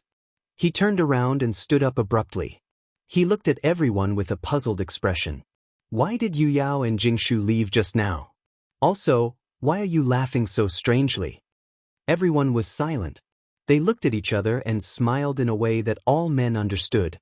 With this smile, Zhang Feng seemed to understand something, but he also didn't seem to understand it. Why were these guys smiling so wretchedly? And it was when he was doing push-ups? He raised his head and recalled the scene of him doing push-ups just now. Suddenly, he seemed to understand something and looked at everyone with a stunned expression. "You guys, no wonder you looked at Lao Tzu so strangely. It turns out that you were thinking about that." Everyone tacitly understood and continued to laugh strangely. This angered Zhang Feng. He glared at everyone fiercely. "Everyone, 100 push-ups. Hurry up." The guards were a little confused. Wasn't the master fine just now? Why did he change his expression so suddenly? He even wanted them to do push-ups? It wasn't that these push-ups were bad, but they had never done them before. Moreover, this posture didn't seem too elegant, right? They were hesitating whether to do push-ups when Zhang Feng's voice sounded again. Didn't you hear what I said? Hurry up, 100 push-ups per person. This time, everyone didn't dare to hesitate because they realized that the master was really angry. They could only quickly lie on the ground and imitate Zhang Feng's posture just now. Although they weren't used to it at first, after 1 or 2 push-ups, they felt very comfortable, as if all the meridians in their bodies had been opened up. Yiquan looked at Zhang Feng excitedly and smiled. Master, your push-ups are amazing. Damn it, you still have the face to smile? Zhang Feng turned his head and glared at Yiquan. His eyes were about to spit fire. You bastard, make 200. You're not allowed to eat until you're done. Then, as if he was still angry, he turned his head and glared at Song Tai. And you bastard, were you just laughing at Lao Tzu? Song Tai was stunned. Just as he was about to explain that he didn't say anything, Na Cheng thought of Zhang Feng's thunderous voice and said, make 200 of them too. If you don't finish them, you're not allowed to eat. In an instant, Song Tai felt that his life had fallen into a dark phase. He turned his head and glared at Yiquan. If it wasn't for this brat, he might not have been implicated. Yiquan felt Song Tai's burning gaze and turned his head to look at him. He could feel Song Tai's anger, but he was also a victim. He also felt wronged. He could only give Song Tai a comforting look. He didn't care whether Song Tai accepted it or not. With a bitter face, he did push-ups. Zhang Feng, with his hands behind his back, glanced at everyone angrily. You guys actually dare to make fun of Lao Tzu? It seems that the training given to you is still too little. Tomorrow, you'll run 3 more laps in Chang'an City. Hearing this, everyone's legs trembled. 3 more laps? That would be 8 laps. Wouldn't they be exhausted? Song Tai looked at Zhang Feng with a pleading face. Master, you can't run 8 laps when you wake up at 5 in the morning. Do you want more? Speak if you want, don't stop doing push-ups. Zhang Feng glared at Song Tai and raised his head. He seemed to be thinking about something. After a while, he revealed a malicious smile. You're right. I can't run 8 laps when I wake up at 5 in the morning. Hearing this, Song Tai was delighted. He thought to himself that there was hope. Everyone looked at Zhang Feng with a happy face. They wondered if they should reduce the number of laps. Just as they were daydreaming, Zhang Feng's face changed. His thunderous voice sounded again. If I can't run when I wake up at 5 in the morning, then I'll wake up at 5 in the morning. Anyway, I can't miss any of the 8 laps. As he spoke, he turned his head to look at Yiquan and Song Tai. He revealed a malicious smile. Yiquan, Song Tai, you two supervise. If there's 1 less lap, the 2 of you will run 10 laps each. Hearing this, Yiquan and Song Tai's hearts skipped a beat. Although they enjoyed the treatment of being a leader, they didn't expect the punishment to be so severe. However, thinking about it, when they were in the military camp, the treatment was worse than this. Master's punishment was considered good. After thinking about it, the 2 of them could only bite the bullet and reply, Yes, Master. Zhang Feng nodded. He turned around and glanced at everyone. With a serious face, he said, Don't think that I'm bullying the weak by making you train. I'm doing this for your own good. At the same time, it's also for my own good. After you retired from the military camp, your muscles and bones have been lazy. This training is to let you pick up the pride of the past. Also, during the time when I go to Jiangnan in the future, I need you. Chapter 2019. These words could not be considered impassioned or even motivating, but in the ears of the guards, they became a declaration. Indeed, they had all been soldiers. After leaving the military camp, their lives were more or less lazy, but this was not what they wanted. The environment was like this, and they had no choice. Now, since the old master was interested, how could they let him down? Which retired soldier did not want to return to their former glory? There was no one who did not want to, including them. Furthermore, in the future, they would go to Jiangnan to protect the old master. Thinking of this, waves of energy seemed to burst forth from within their bodies. Thus, at this moment, their hearts seemed to resonate. Their eyes were red as they said in unison, "Yes, old master." Zhang Feng nodded in satisfaction. He had finally managed to ignite the spirit of this group of people. This way, he wouldn't have to chase after them and force them to train in the future. This was because he knew that the self-discipline of soldiers was very strong.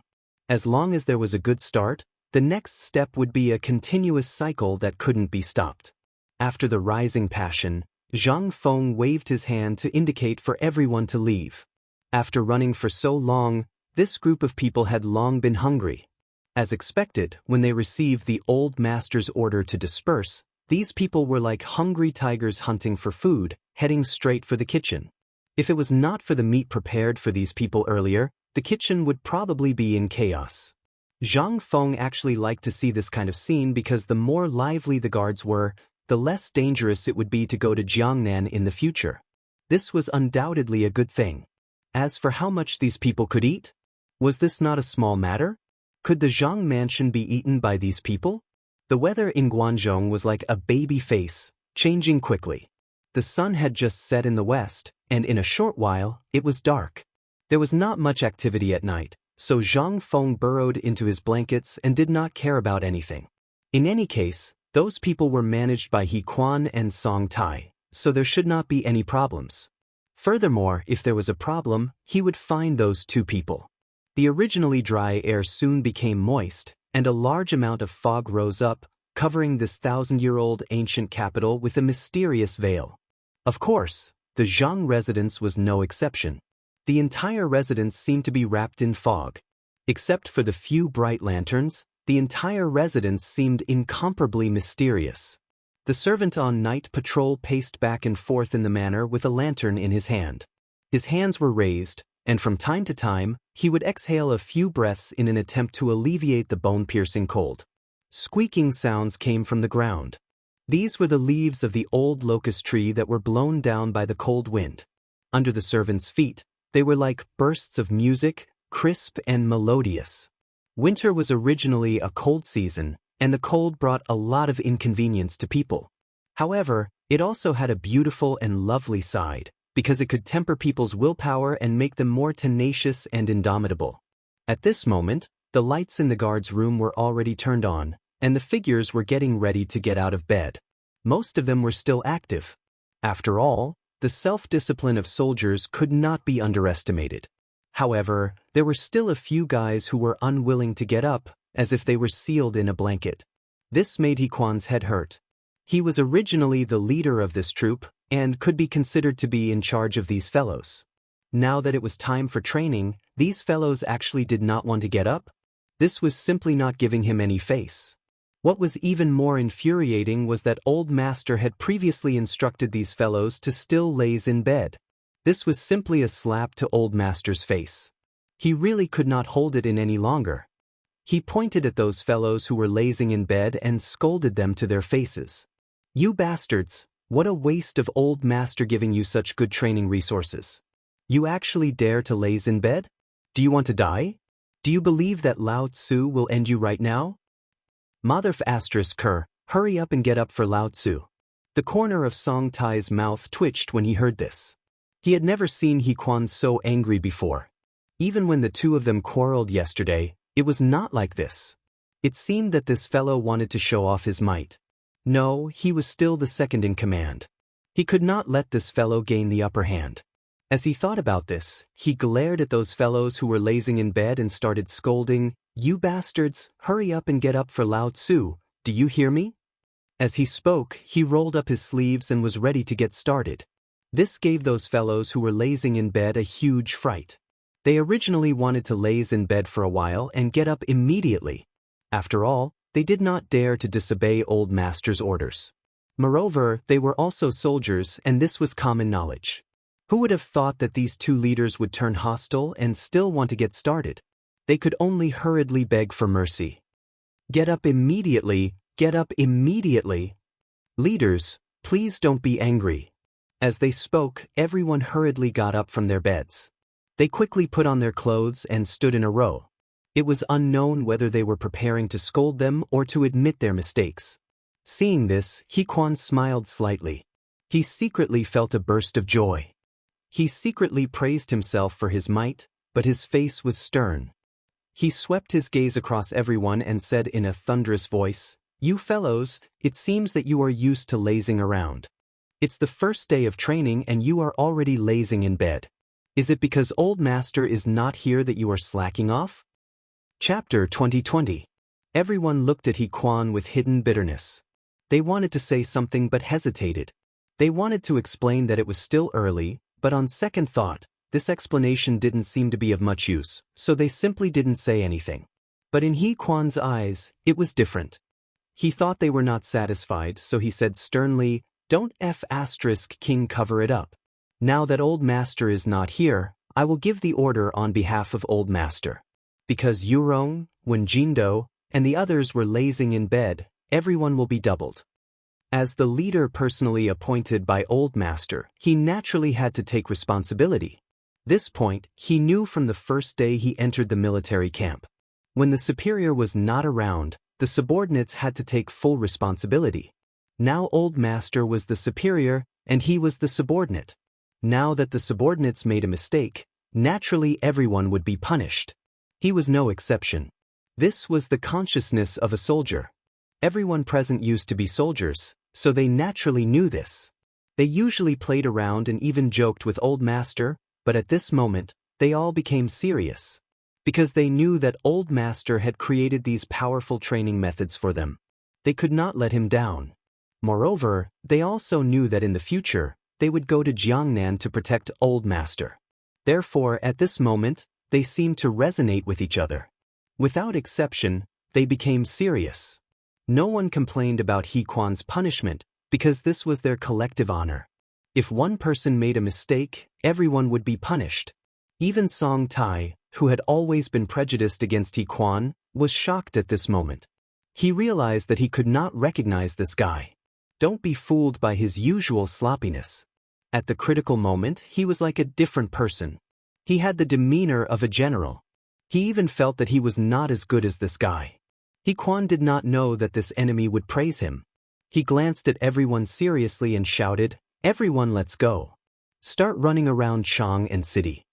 As soon as these words came out, everyone's body shook.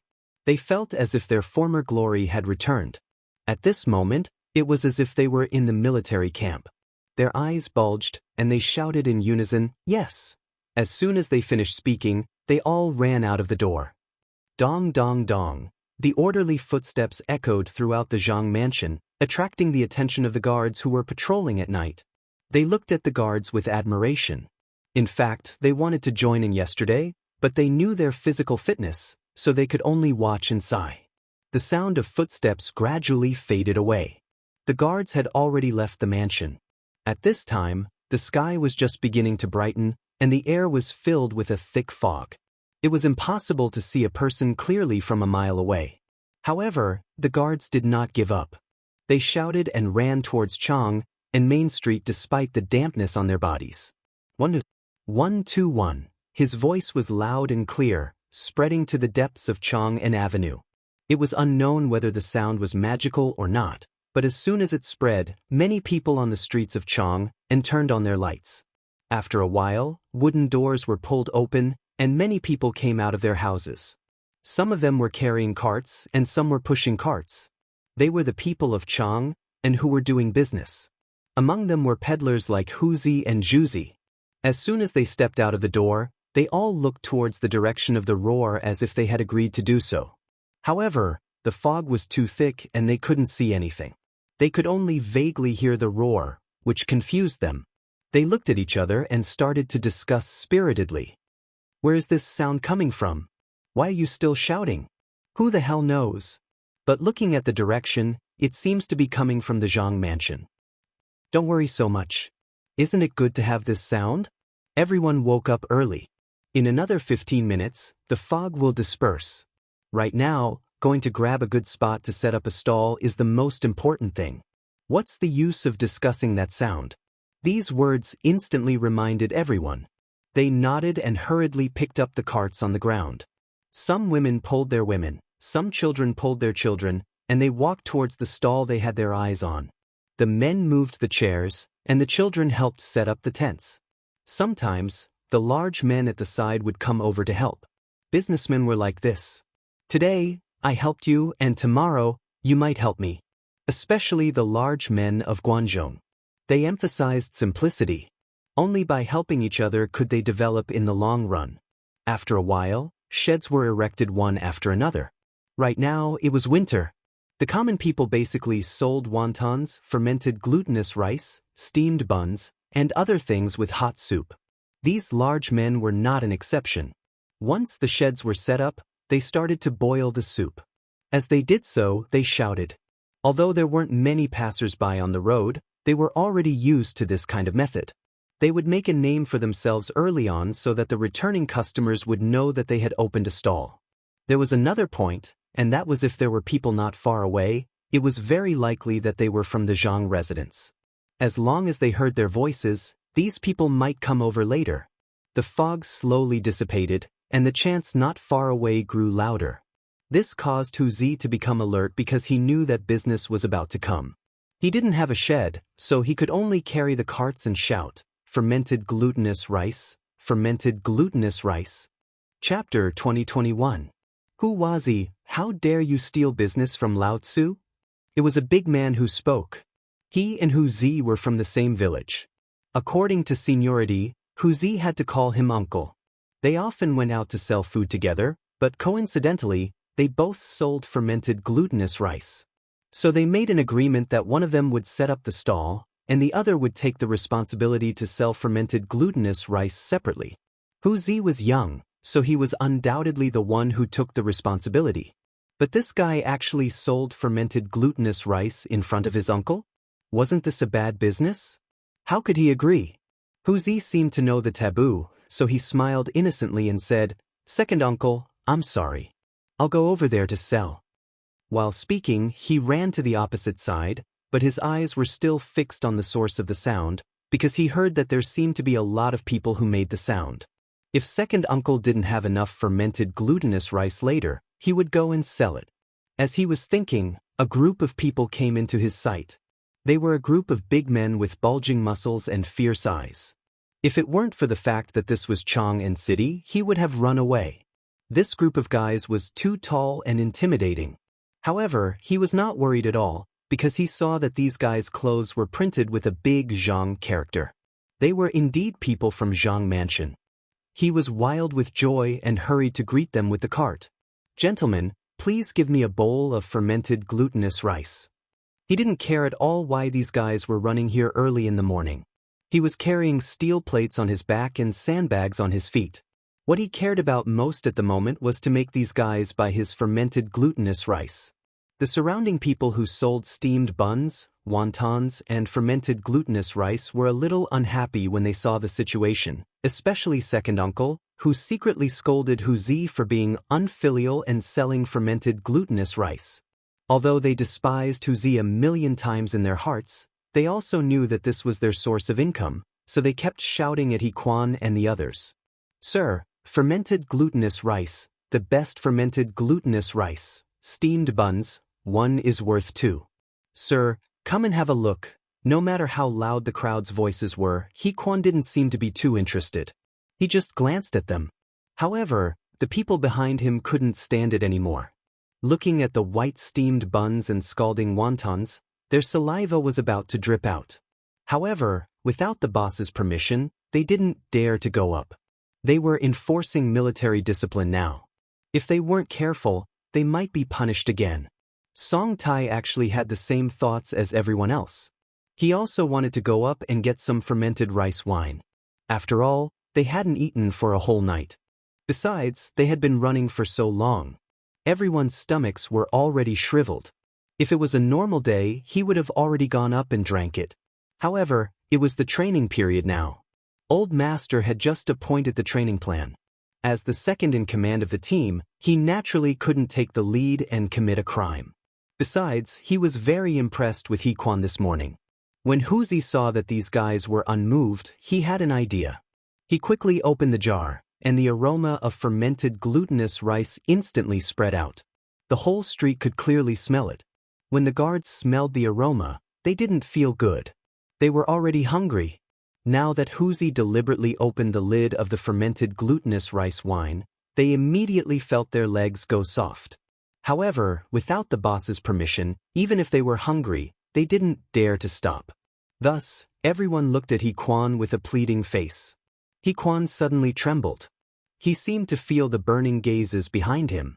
He secretly glanced at them. When he saw the pleading look on everyone's faces, he knew that these guys were really hungry.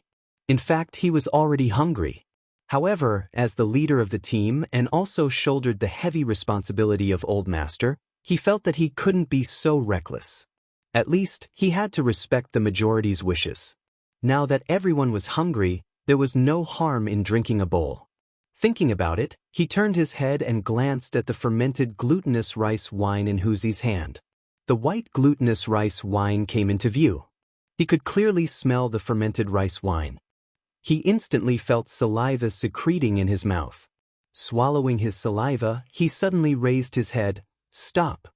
Everyone was overjoyed and quickly stopped in their tracks. He Quan turned around and glanced at everyone. He said seriously, "Originally, this is training. We shouldn't be eating, but, all right. Great leader you see that all of us are starving. Why don't we eat first?" Song Tai couldn't stand it anymore. He looked at Huzi's fermented glutinous rice wine and complained to He Quan. He was indeed hungry. He didn't think that this guy would let everyone eat. But if he wanted to eat, just eat. Why did he have to make such a long speech? Obviously, Song Tai's words attracted everyone's goodwill. They nodded and signaled He Quan to stop talking nonsense. Eating was the most important thing. After being snubbed, He Quan didn't waste any more time. He simply waved his hand. "Let's go eat." Everyone cheered. They didn't care about their impression of him and ran towards the stall. Chapter 2022. The vendors had been waiting for this moment. The wontons in the pot had already been put into the pot, and the fermented glutinous rice was almost heated up. Now that so many people had come, they immediately opened the pot. They set up chairs and stirred the food in the pot happily. "Dear guests, please wait for a moment. It will be ready soon. Come, please sit here. The fermented glutinous rice is here. 2 steamed buns." For a moment, the shouting spread through the streets of Chang'an. A large group of 50 people sat on the street. They drank the fermented glutinous rice and ate the steamed buns. At this moment, they had nothing else to ask for. Just as they were eating heartily, a scream came from not far away. "Hey, isn't this He Quan? Why you here? And Song Tai, why are you 2 old men here? Why is there such a large group?" He Quan and Song Tai looked in the direction of the voice and saw a group of 10 people slowly walking towards them. There were many old faces among them. They hurried to greet them. "Zhou Ji, Chang'an, why are you 2 here?" The man called Zhou Ji laughed and patted He Quan on the shoulder. He said, "I'm taking everyone down the mountain to buy something. What about you? Why are you bringing so many people? Are you here to drink fermented glutinous rice?" As he spoke, he glanced at the guards who were drinking fermented glutinous rice with a trace of contempt. In fact, he knew these people. They used to be soldiers together. After they retired, they were assigned to work under Zhang Feng. He was a guard at the academy and thought that he was better than these guys in front of him. Indeed, people in this era had the view that all things were inferior and only education was superior. Guards at the academy were definitely better than guards at other places, not to mention those in the forging workshop and the textile factory. He Quan saw all this. Although he usually played with his brothers, he could not be looked down upon by this guy. He clapped his hands and glanced at Zhou Ji and the others contemptuously. "You know nothing. This is the training method that the master specially developed for us. He said that it would make us return to the peak of the army. It would be a piece of cake for us to defeat the general." "What?" Zhou Ji suddenly stood up from his stool and stared at He Quan with his eyes wide open. "Are you telling the truth?" He was also a soldier. He knew that retired soldiers would slowly become lazy and their strength would not be able to keep up with active soldiers. Therefore, he often thought about how to recover his strength. However, without the systematic training of the military camp, it was impossible. Now, this guy, He Quan, actually said that the old master could make people return to their peak. How could they not be excited?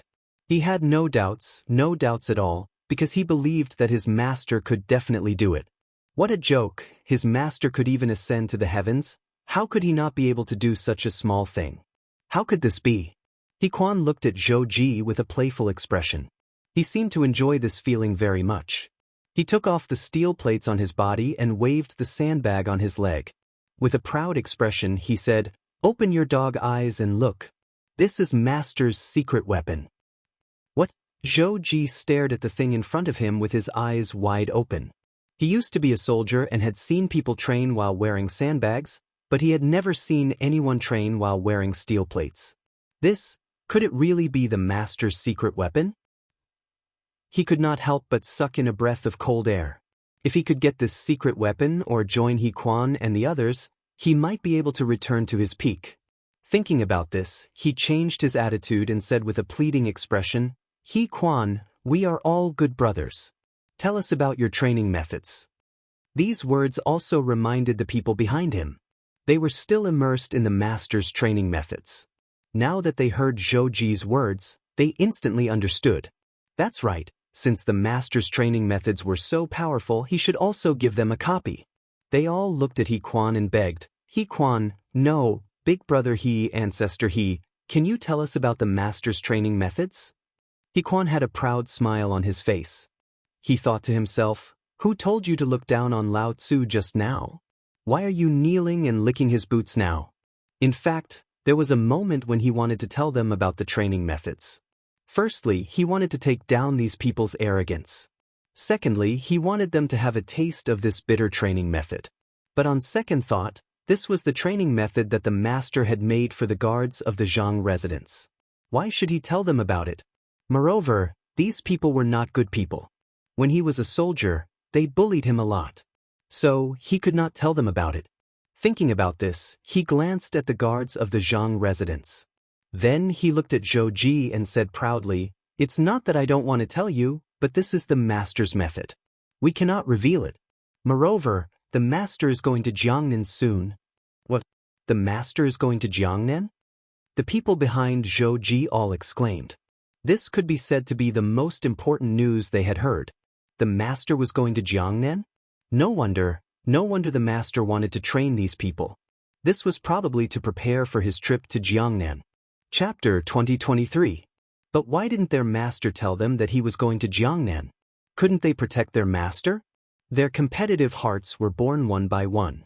At this moment, they had already decided to learn this training method. Even if it wasn't for themselves, they had to do it for their master. What if their master went to Chang'an without anyone to protect him? Quan didn't know this and was still bragging. "Master is going to Chang'an. When he goes, we have to guard." The stall owners next to him were shocked when they heard this and quickly discussed it with the people around them. Just now, the guard of Zhang Mansion said that Prince Zhang is leaving? Yes, I also heard about it. Why do you think Prince Zhang is going to Chang'an? I heard that it's for some perfume. I wonder when he's leaving? As they spoke, everyone once again looked at Quan, because they knew that the news that the guards of the Zhang Mansion could send out would definitely not be wrong. Young Master Zhang's departure was definitely a piece of heavy news. Sure enough, Quan spoke with assurance again. Master said that he will leave by the end of the year at the latest. This time, not only did Zhou Ji and the others exclaim, but the surrounding vendors also couldn't sit still. This was because young Master Zhang had done them a great favor before. It could even be said that he was their second parent. Many of the people present had become rich because of young Master Zhang, and some had become rich because of young Master Zhang's craftsmanship. Now that they heard that young Master Zhang was leaving, the first thing they wanted to do was to see him. Thinking of this, the stall owners hurriedly began to pack up their chairs without waiting for Quan and the others to finish eating. This caused the group of guards to be dumbfounded. They hurriedly asked, "We haven't finished eating yet. Why are you packing up?" The vendor hurriedly packed up his stall and said without turning his head, "I'm going to see young Master Zhang." The guards were even more confused and asked again, "Why do you want to see our master?" "Prince Zhang is leaving. If you don't see him, you won't be able to make it." The stall owner was a little impatient. As he packed up, he urged the guards, "Hurry up and leave. I won't charge you today." As they spoke, the peddlers packed up their furniture, supported each other, and ran to Zhang Mansion in 2s and 3s. The guards were dumbfounded. Just now, they said that the master was leaving, but they didn't say that he was leaving now. Did these guys need to be in such a hurry? However, this might be a good thing.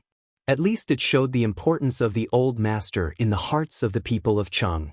Once they heard that he was leaving, they all went to visit him. Quan didn't care about this. He was still thinking about training.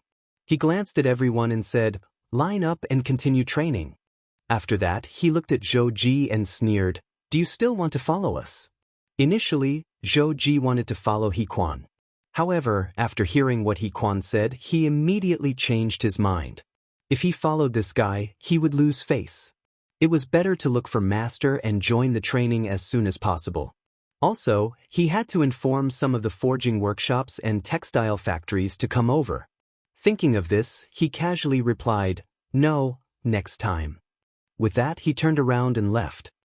Quan glanced at Zhou Ji's back and turned to look at everyone. "Continue with the training. Let's run."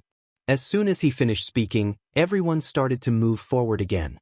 At this moment, a sedan chair swayed over. The curtain of the sedan chair was pulled open and a middle-aged man stuck his head out. It was Zhang's son Wuji, who was preparing to go to court. He glanced at the group in the distance and said to the servant, "What were those people shouting just now? Also, who are they?" The servant frowned slightly and glanced into the distance. After a long time, he said, "Master, they seem to be from Zhang Mansion. As for the number they were shouting, it seemed to be 1212121. Zhang Mansion's people?" Zhang's son Wuji frowned and stroked his beard. He muttered to himself, "What is this Fengzi up to now?" He thought for a while but still couldn't figure it out. He waved his hand and said, "Let's go to court." The servant nodded and looked deeply at the departing figure. Then, he ordered the sedan chair bearers to go to the palace. There were no obstacles along the way. Zhang's son Wuji soon arrived at the palace. At this moment, quite a number of imperial officials were already waiting outside the main hall. Zhang's son Wuji went up to exchange some pleasantries with Wei Zheng and the others. A moment later, the door was pulled open. A strong man stood at the door and shouted with a sharp voice, "All officials present for an audience." The officials didn't hesitate and walked to the main hall together. As soon as they stood still, Li Shimin walked out in his dragon robe. He sat on the dragon throne and looked down at the officials. "Officials, I have something to report." A grand scribe bowed and came forward. "Your Majesty, recently the military supplies have run out. Your Majesty, please allocate more supplies. In addition, a lot of military equipment is damaged. Your Majesty, please send people to repair it." Hearing these things that required money, Li Shimin felt a headache. Originally, the Tang dynasty was considered rich, but when money was used on the military, it felt like no amount of money was enough. Food, clothes, daily necessities, and so on, everything was several times more expensive than the expenses of ordinary people. However, he couldn't refuse. He had to bite the bullet and replied, "For the supplies, go to the Ministry of Revenue. For the equipment, go to the Ministry of Works." Chapter 2024. Speaking of this, he suddenly remembered something. He asked the Ministry of Works to repair the burned West Market and East Market in Chang'an City. He wondered how they were doing. Thinking of this, he glanced at the officials. "Where is the Minister of Works?" As soon as he finished speaking, a man in his 50s stood up. He was the Minister of Works, Duan Lun. Duan Lun stepped forward and bowed. "Your Majesty, I am here." Li Shimin nodded slightly and said seriously, "Minister Duan, I suddenly remembered something. How is the West Market and East Market that I asked you to repair?" The corner of Duan Lun's mouth twitched. Last time when the West Market and East Market of Chang'an City were burned, His Majesty did order the Ministry of Works to repair them. But how could the Ministry of Works have the money to repair them? So it had been delayed until now. Why did His Majesty suddenly think of this? It was all because of the Grand Scribe. If he had not reported, why would His Majesty suddenly think of this? Thinking of this, he turned around and glared at the Grand Scribe. The poor Grand Scribe was confused. He did not know what had happened. He had only reported some military matters. Why was the Minister of Works glaring at him? Although he was confused, he did not dare to say anything. Because Duan Luan's position was higher than his, he could only put on a smiling face. Duan Luan was even angrier. He thought the Grand Scribe was laughing at him.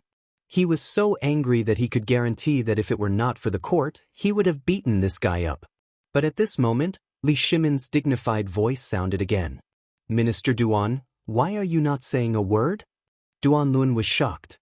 He slowly turned his head and looked at Li Shimin with trembling eyes. He did not know what to say. Li Shimin seemed to have noticed something. He frowned and said with dissatisfaction, Minister Duan, have you not repaired them? Hearing this, Duan Luan's legs went weak. He did not care about anything else. He quickly knelt on the ground and shouted, Your Majesty, please forgive me. Seeing this, the other Ministry of Works officials behind him did not dare to hesitate. They quickly knelt on the ground and begged for forgiveness. As expected, Li Shimin sneered. These bastards really did not repair them. No wonder he dallied for so long. He snorted and said, Why wasn't it repaired? Duan Luan didn't reply immediately. Instead, he secretly glanced at Dai Zhou. Dai Ren shuddered, feeling a bad premonition, but he couldn't put his finger on it, so he coughed twice and pretended to be calm. On the other hand, Duan Luan trembled as he raised his head to look at Li Shimin. He said softly, Your Majesty, it's not that the Ministry of Works doesn't want to repair it. It's just that we don't have the money or the workers. No money? No workers? Li Shimin's mouth twitched. He felt that his intelligence had been insulted. He could believe that the Ministry of Works did not have money, but how could they not have workers? Then what was the use of such a large Ministry of Works? He suddenly stood up and glared at Duan Luan. Duan Luan, do you think I'm easy to fool? How could the Ministry of Works not have money? What was even more ridiculous was that there were no workers. Do you know what the crime of deceiving the monarch is? This subject doesn't dare to deceive the monarch. Duan Luan broke out in cold sweat and his legs began to tremble. Your Majesty, the Ministry of Works has been repairing the inside and outside of the palace, as well as the barracks, the residences of the emperors and ministers. Normally, they should receive a lot of money, but there are still many debts that haven't been settled. This is why they can't make ends meet. The Ministry of Works has long run out of money to repair the west and east markets. Li Shimin was startled. He didn't think that there would be such a thing. Indeed, other than repairing the inside and outside of the palace, the Ministry of Works would also repair the barracks for the ministers. This way, they could earn some money and wouldn't empty the national treasury. The wages of the Ministry of Works workers would also increase. But he didn't think that the Ministry of Works still had debts that hadn't been collected. If that was the case, did he blame this fellow wrongly? He deliberately coughed twice to cover up his embarrassment and said, Then why didn't you borrow money from the Minister of Revenue, Dai Zhou? Here it came. Dai Zhou trembled and felt a chill run down his spine. He faintly remembered something. Duan Luan had once come to him to borrow money, but he didn't lend him any. Now that the emperor suddenly asked, this old fellow wouldn't reveal it, right? No wonder this old fellow looked at him strangely just now. So it was here. With that thought, he narrowed his eyes and turned to look at Duan Luan. Duan Luan spoke again. Your Majesty, this subject went to Minister Dai last time, but Minister Dai said that he didn't have any money. Li Shimin frowned slightly and turned to look at Dai Zhou. He asked with a puzzled expression, Beloved official Dai, the Ministry of Revenue doesn't have any money? Dai Zhou was slightly taken aback and hurriedly stepped forward. He bowed and said, Your Majesty, it's not that this subject doesn't want to lend money to Minister Duan, but the Ministry of Revenue doesn't have much savings. Moreover, Minister Duan didn't explain clearly last time, so this subject thought that he was joking. So, as he spoke, he smiled awkwardly. This subject is also powerless. Hearing this, Li Shimin understood. Duan Luan probably really didn't have any extra money, so he went to borrow money from Dai Zhou. Dai Zhou didn't lend him money for various reasons. It could be that he didn't have enough money, or he deliberately didn't lend him money. But none of this was important. Since Dai Zhou didn't lend him money, he naturally had his own reasons.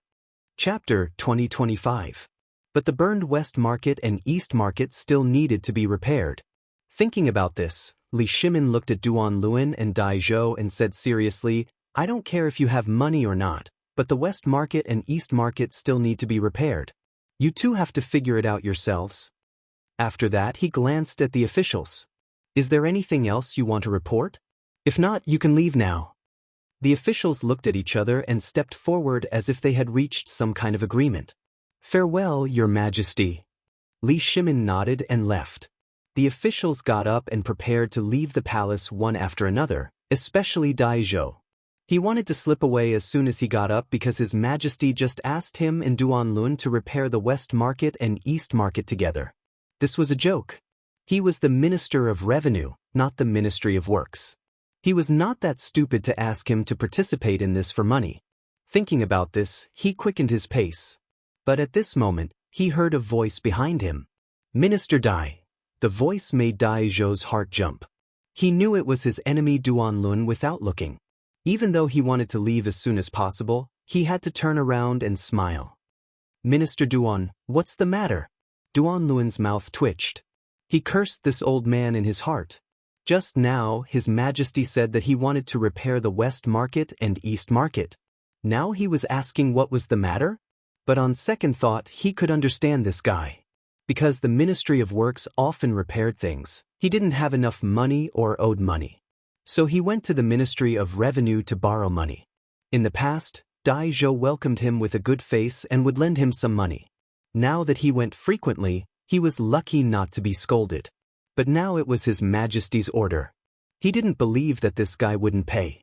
Thinking about this, he sneered and said, Minister Dai, you can't just leave like this. His Majesty just asked us to repair the West Market and East Market. Hearing that he needed money, Dai Zhou's face fell. The Ministry of Revenue had allocated a lot of money to support the Battle of Chiuzi. He didn't lend money to this old man last time, and he was still holding a grudge. Dai Zhou waved his sleeve and said angrily, No money. You? Duan Lun pointed at Dai Zhou, his face flushed red, unable to speak. The last time he went to borrow money from these old fellows, they didn't give him any face. Originally, he thought that since His Majesty had given the order this time, he should be able to borrow money. Who would have thought that this fellow would still be so stingy? He said angrily, This time, it was His Majesty who ordered you to find a way to repair the Eastern and Western markets. Are you not going to listen to His Majesty's words? Of course, Your Majesty's words must be obeyed. Dai Ren cupped his hands in the direction of the palace. Then, he looked at Duan Luan and snorted coldly, Do you think that money is dirt? You can have as much as you want. My Ministry of Revenue also needs to make a living. Where would I get the money to give you? There was nothing wrong with this statement, but it sounded different in Duan Luan's ears. This was because the last time they went to borrow money from Dai Zhou, not only did they not succeed, but they also got snubbed. In addition, the relationship between the two of them was not very good. They were the kind of enemies. When he heard this, Duan Luan felt that the other party was targeting him. He immediately strode forward and pointed at Dai Zhou's nose and scolded, Dai Zhou, Minister Duan, shut up. Zhang Sun Wuji quickly stepped forward. He was about to leave the palace, but when he heard these two fellows arguing, he had to come back. After pulling Duan Luan down, he said with a serious face, Minister Duan, isn't it just money? Why are you arguing? He also heard it clearly in the imperial court just now. It was nothing more than the matter of repairing the eastern and western markets. Duan Luan flicked his sleeves and suppressed the anger in his heart. He looked at Zhang Sun Wuji seriously, Lord Zhang, you don't know. This fellow Dai Zhou is unwilling to pay for the repairs. Just now, His Majesty clearly asked me to repair with him, but this fellow is unwilling to pay at all. All right, Zhang Sun Wuji patted Duan Luan's shoulder, then looked at Dai Zhou and said with a serious face, Minister Dai, why are you unwilling to pay? This is what His Majesty said before. Have you forgotten? Dai Zhou smiled bitterly, Lord Zhang, it's not that I'm unwilling to pay, but the Ministry of Revenue doesn't have much money to begin with. In addition, we support the Battle of Chiuzi. How can we have extra money to repair the eastern and western markets? Aren't you making things difficult for me? When Zhang Sun Wuji heard this, he frowned slightly. He had once been the Minister of Revenue and naturally knew about the situation in the Ministry of Revenue. He could guess whether Dai Zhou was telling the truth or not. In history, wars were the most costly, especially the Battle of Chiuzi. Thinking, he turned to look at Duan Lun. Minister Duan, what do you think? Duan Lun didn't answer. He just thought that this fellow Dai Zhou was unwilling to pay, but after listening to the conversation between Zhang Sun Wuji and Duan Lun, he found that he could understand Dai Zhou a little. However, understanding was one thing. The eastern and western markets still needed to be repaired. After all, this was His Majesty's order, and he didn't dare to disobey. After thinking about it, he cupped his hands and said, Lord Zhang, I was wrong just now, but the repairs of the eastern and western markets were ordered by His Majesty. This official doesn't dare to disobey. Chapter 2026. Zhang Sun Wuji smiled bitterly. He was a little regretful now. Why did he jump out to be the peacemaker? Not only did he not get any benefits, but he also got himself into trouble. Duan Lun had no money to repair the east and west city, and neither did Dai Zhou. He couldn't possibly pay for it, right? While he was distressed, a figure popped up in his mind. Fengzi? Fengzi had a big family and business, and there were so many students in the academy. Maybe he could take on this job. Besides, there was no harm in this job. It could also be a good practice for the students. Thinking of this, he glanced at the two and said with a smile, You two don't have to worry. One of you can solve the crisis of the East and West City. Dai Zhou and Duan Lun said in unison. Now the two of them were basically grasshoppers tied to the same rope. They were bound together for good or ill. Naturally, they were looking forward to it. Zhang Sun Wuji was very satisfied with their reaction. He smiled and said, Zhang Feng. Zhang Feng? Duan Lun frowned slightly. He was a little confused. How could Zhang Feng solve the crisis of the East and West City? But soon he understood something. Zhang Feng had the academy, and there were a lot of students in the academy. Before entering the academy, Zhang Feng had promised these students that if they didn't have a good job in the future, they could enter the Ministry of Works or the Ministry of Revenue. Moreover, this guy had a big family business. If Zhang Feng was willing to help, then the East and West City could be repaired immediately. Dai Zhou naturally understood. Zhang Feng didn't dare to say anything else, but he had a lot of money. If he was willing to take out a little money, then the repair of the East and West City could be immediately filled. But how could this guy be willing to take out the money? He turned to look at Zhang Sun Wuji and said with a puzzled face, Lord Zhangsun, you are right. But how could Zhang Feng be willing to take out the money? Duan Lun nodded. He had the same feeling. Wasn't it a fool's dream to ask someone to take out the money for no reason? Zhang Sun Wuji smiled. Although these two old fellows were slick and sly when it came to officialdom, why were they suddenly enlightened at this time? He glanced at the two of them and said mysteriously, The academy? Doesn't he have students? Duan Lun instantly understood something. Zhang Feng had promised his students that they could enter the Ministry of Revenue or the Ministry of Works after they graduated. And now, he was the Minister of Works. If he were to negotiate with Zhang Feng, wouldn't it be a piece of cake? He smiled proudly and said, Thank you, Lord Zhangsun, for your guidance. I will go and find Zhang Feng now. With that, he strode out of the door. Dai Zhou? What Dai Zhou? They already had Zhang Feng. What use would a mere Dai Zhou have? Wasn't this guy in charge of the Ministry of Revenue? As long as he had Zhang Feng's money, Dai Zhou's money was not important. Besides, this old man had no money. While thinking, Duan Lun's steps became more presumptuous. But Dai Zhou was not happy. His Majesty had already given the order. Why did this guy run away? He could not let this guy take all the benefits alone. He said to Zhang Sun Wuji and hurriedly followed Duan Lun's footsteps. Looking at Duan Lun and Dai Zhou's backs, Zhang Sun Wuji felt a little regretful. He felt that he had cheated Fengzi. The renovation of the East and West market was a matter for the Ministry of Works and the Ministry of Revenue. How could they drag Fengzi into this? But this was not a bad thing. Fengzi was just giving some money. He hoped that these two fellows would not expose him when they went to Fengzi. Otherwise, he would become a sinner. Fengzi, the old man did this for your own good. Please forgive him. After comforting himself, Zhang Sun Wuji walked to the imperial study. They did not speak along the way. Soon, they arrived at the imperial study. Zhang Sun Wuji walked straight in. He saw Li Shimin sitting on the dragon throne and reviewing memorials. He even held a cigarette but in one hand. He looked very comfortable. Zhang Sun Wuji hurriedly stepped forward and cupped his hands. Your Majesty. Li Shimin put down the memorials and glanced at Zhang Sun Wuji. He said lightly, "Get up." Then, he seemed to have thought of something and asked, "How is the matter between Dai Zhou and Duan Lun going?" Zhang Sun Wuji's mouth twitched. He did not know how to answer. Just now, it was his idea to let these two fellows find Madman. If Erlang knew, would he be angry? Just as he was thinking, Li Shimin's voice sounded again. Why aren't you saying anything? Could it be that those two fellows have not solved the problem in the East and West market? Zhang Sun Wuji replied subconsciously. But as soon as he said it, he regretted it. He was worried that if he continued, His Majesty would be unhappy. But he had already said half of what he wanted to say. If he did not continue, he would seem guilty. He could only bite the bullet and continue. Just now, Dai Zhou and Duan Lun were arguing endlessly. I gave them an idea. Speaking of this, his face was a little red. Let them go to Fengzi. Go to Fengzi? Li Shimin frowned slightly. This was a matter between the Ministry of Revenue and the Ministry of Works. Why go to Fengzi? And this fellow, why did he give Duan Lun and Dai Zhou ideas?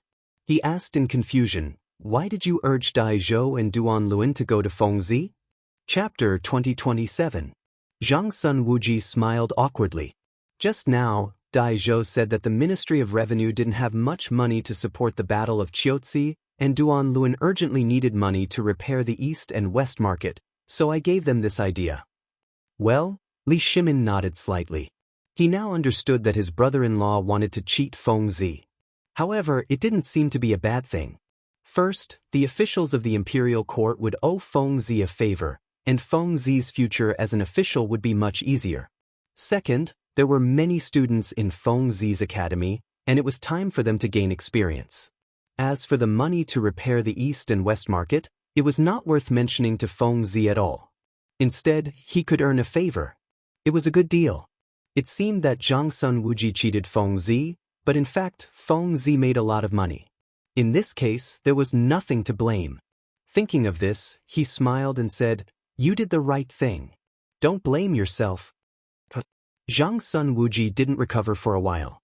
He thought that he might be scolded if he told Li Shimin about this matter. He didn't expect that not only was he not scolded, but he was also praised. This was really a pleasant surprise. In fact, what he didn't know was that he thought that he was on the first level. Li Erlang might not like the idea of making a madman lose some money and then scold him. However, Li Erlang was on the second level. He didn't care about the money that Zhang Feng lost at all. He only cared about the repair of the East and West market and the favor that the officials owed Fengzi. It should be known that a favor was much more important than money. Now that Li Shimin was not angry, he was relieved and said with a smile, "Thank you for your praise, Your Majesty. I did it for the sake of the Tang dynasty." Li Shimin nodded and didn't praise him much. He knew that his brother-in-law was arrogant and complacent sometimes. Then he changed the topic and said, "What has Fengzi been doing recently?" Hearing this, Zhang Sun Wuji's interest was instantly piqued. He smiled and said, "I really don't know what Fengzi has been doing recently.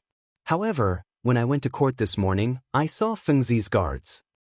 Oh, Li Shimin put down his cigarette and looked at Zhang Sun Wuji with interest.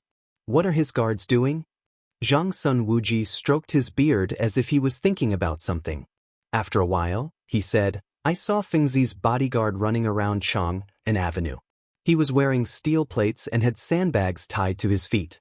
He was shouting some kind of chant that could be heard from 3 miles away." Li Shimin frowned, somewhat puzzled. He could understand running. It was nothing more than exercise.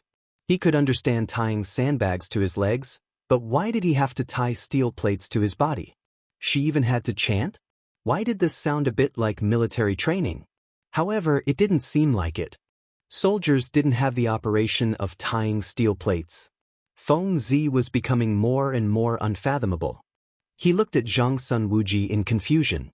Do you know what Fengzi's guards are doing? I don't know. Zhang Sun Wuji shook his head and said with a puzzled expression, I only saw the guards when I went to court. I didn't ask. Li Shimin rolled his eyes at Zhang Sun Wuji, somewhat speechless. He was already in front of him, but he didn't know how to ask. However, this wasn't a bad thing. At least he knew what Fengzi was doing these days. He hadn't seen this guy for a few days. He could take this opportunity to see Fengzi. Thinking of this, he raised his head and glanced at Xiao Gizi. Xiao Gizi, change clothes and leave the palace. Xiao Gizi understood and took out plain clothes to wait for orders. Li Shimin stood up and changed clothes while saying to Zhang Sun Wuji, accompany me to see Fengzi later. Zhang Sun Wuji quivered and subconsciously wanted to refuse. This was because he had given Dai Zhou and Duan Lun some advice just now. If nothing unexpected happened, these two fellows should be on their way. If they were to bump into each other in the Zhang estate, it would be a little awkward. However, on second thought, Erlang's words made sense. This wasn't completely a bad thing. At least it would give the academy students a chance to gain experience. Perhaps Fengzi would thank him. After thinking about it, he decided to go. After all, Fengzi didn't eat people. After changing clothes quickly, Li Shimin and Zhang Sun Wuji got on the carriage and went to Zhang Mansion. However, they soon discovered something strange. Chang'an Avenue, which used to be packed with people, was deserted today. There were not even a few pedestrians on the road. What was even more strange was that there was no one in front of many vendors, leaving the food on the chairs. Many of the food had already been visited by sparrows. What was going on? Li Shimin turned to Zhang Sun Wuji and asked curiously, why is Chang'an Avenue like this? Could it be that thieves have looted it? This was the only possibility he could think of at the moment. Chang'an was usually crowded with people. Usually, it would take a few hours to go shopping. Moreover, the vendors in Chang'an valued their stalls more than their lives. How could they abandon their stalls now? There must be something wrong. Chapter 2028. But he still didn't know the reason. Faced with Li Shimin's question, Zhang Sun Wuji had a bad feeling.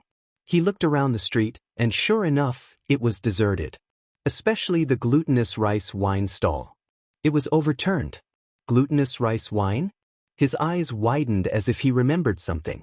In the early hours of this morning, the guards of Zhang Mansion seemed to be drinking glutinous rice wine here. They also talked about some things in Zhang Mansion, including that madman was going to Jiangnan. Could it be the incident on Chang'an Avenue was related to Fengzi? Hiss! He gasped and turned to Li Shimin.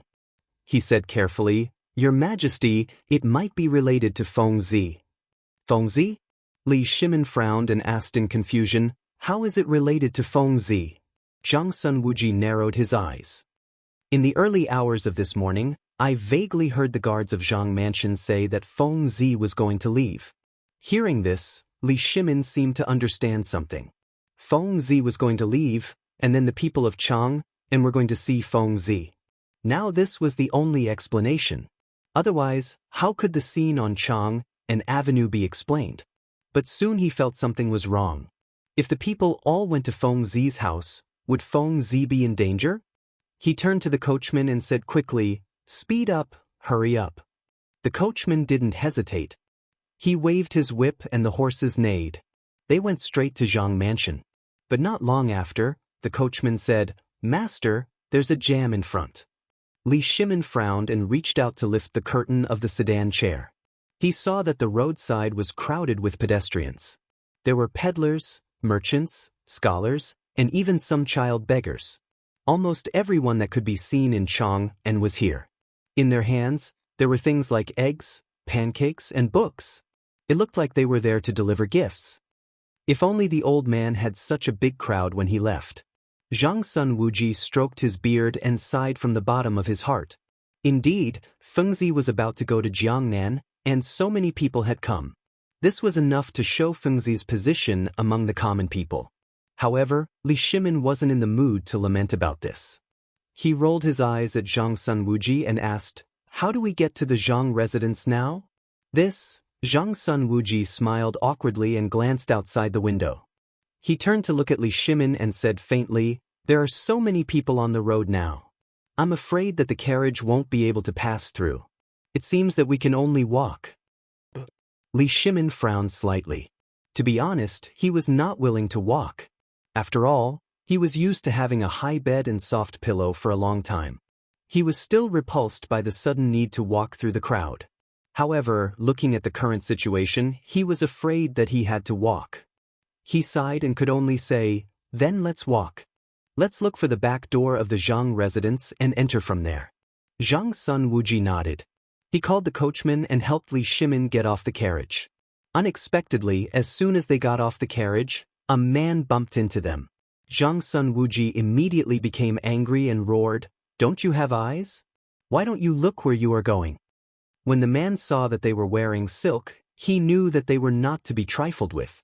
He put on a smile and said, "Gentlemen, I'm sorry. We are all going to the Zhang residence to see Prince Zhang. Please forgive us." How could Zhang Sun Wuji forgive him? He bumped into the emperor. His face darkened and he was about to continue cursing when Li Shimin's eyes narrowed and gave him a look.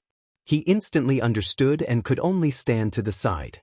Li Shimin smiled at the man and said, "Little brother, please don't take offense. My family servants are always like this. Did you just say that you were going to the Zhang residence to see Prince Zhang?" When the man saw Li Shimin's words and actions, he knew that this was the real deal. He didn't waste any words and cupped his hands and said with a smile, "Master, you must be joking. This humble one is only a businessman. How could I dare to forgive you? However, since you mentioned Prince Zhang, then I will talk with you." When he said this, he couldn't help but look proud. Previously, this humble one's family was just a poor man. However, ever since Prince Zhang announced the method of braising meat, I began to imitate it.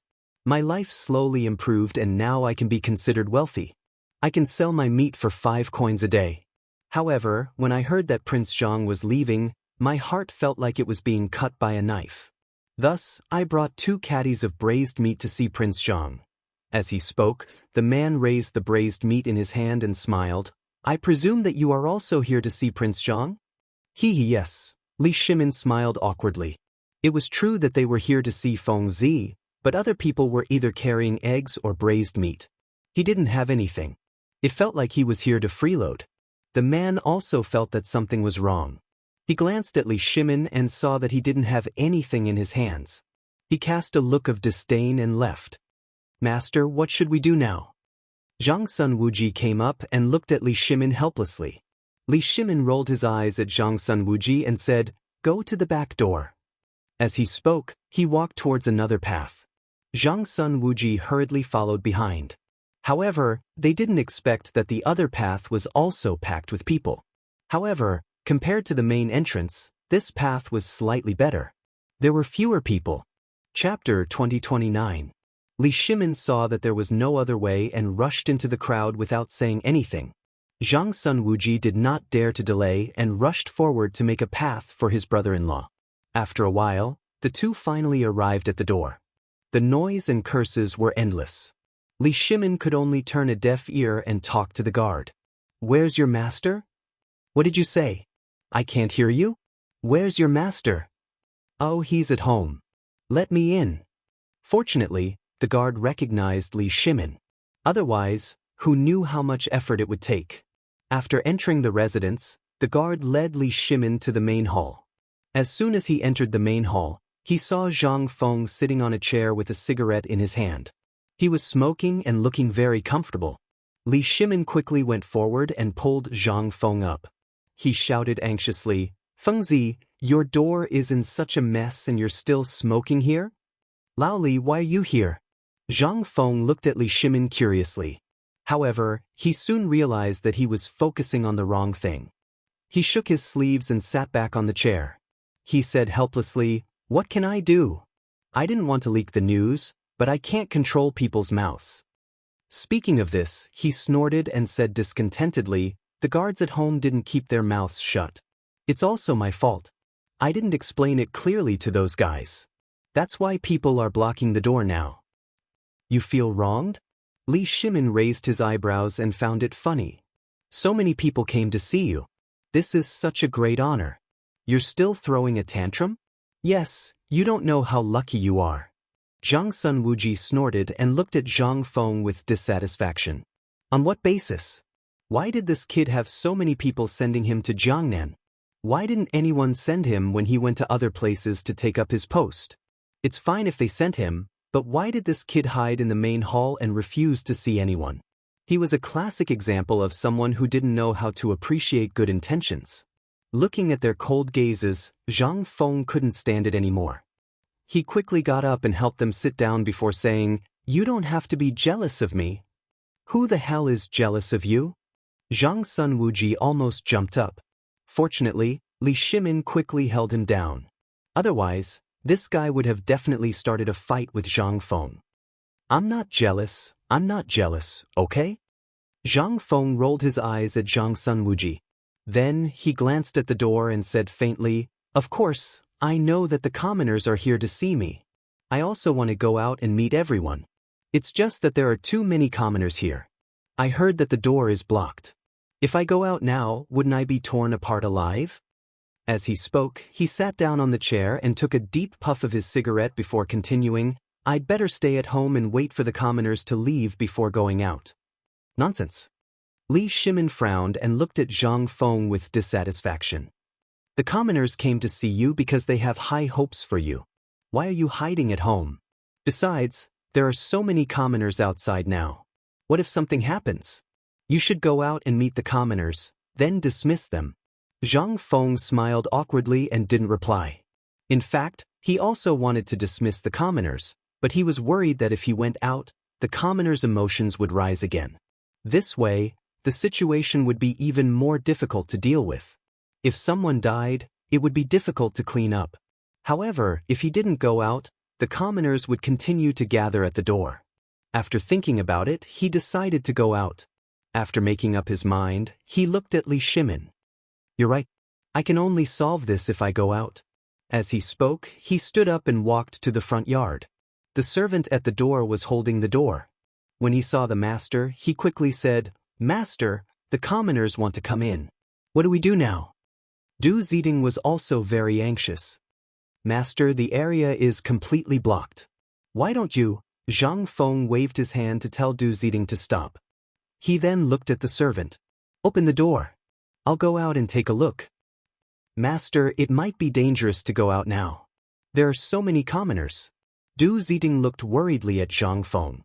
Normally, it was a good thing that the commoners came to see the master. However, when there were too many people, it became a bad thing because no one knew what kind of danger would occur. "Don't worry." Zhang Feng didn't care. He smiled. "It's a good thing that the commoners came to see me. I can't let the commoners feel disappointed." Du Ziding nodded. He knew the relationship between the two. The commoners coming to see the master meant that they loved the master. It would be inappropriate if they didn't go out. However, there were too many people going out. If there was danger, it would be over. He glanced at the servants. "Later, open the door and protect the master. Remember, don't leave his side." The servants all nodded. Du Ziding was relieved. He waved his hand to open the door. As the main door was opened, a series of screams could be heard coming in. "Prince Zhang, we're here to see you." "Prince Zhang." Du Ziding hesitated. He turned his head to look at Zhang Feng. Zhang Feng didn't care. He waved his hand to open the door. Chapter 2030. When the door was fully opened, a sea of people came into view. Many common people and businessmen were holding all kinds of things in their hands, such as eggs, braised meat, silk, and so on. They stood at the door together. Some of them could not stand anymore, so they climbed on the stone lions in front of the mansion. Some children climbed directly on the locust trees, like monkeys looking at the sea. When they saw the person they missed coming out, they immediately lost control of their emotions and kept shouting, "Prince Zhang, I'm Huzi. You drank my family's fermented glutinous rice before. This time, we heard that you were leaving, so we came to see you." "President Zhang, I heard that you were leaving, so I specially brought my 30-year-old cured meat to give to you." "Prince Zhang, I brought you braised meat. You must accept it." Everyone carried their gifts and kept squeezing in front of Zhang Feng. For a moment, the whole street was blocked.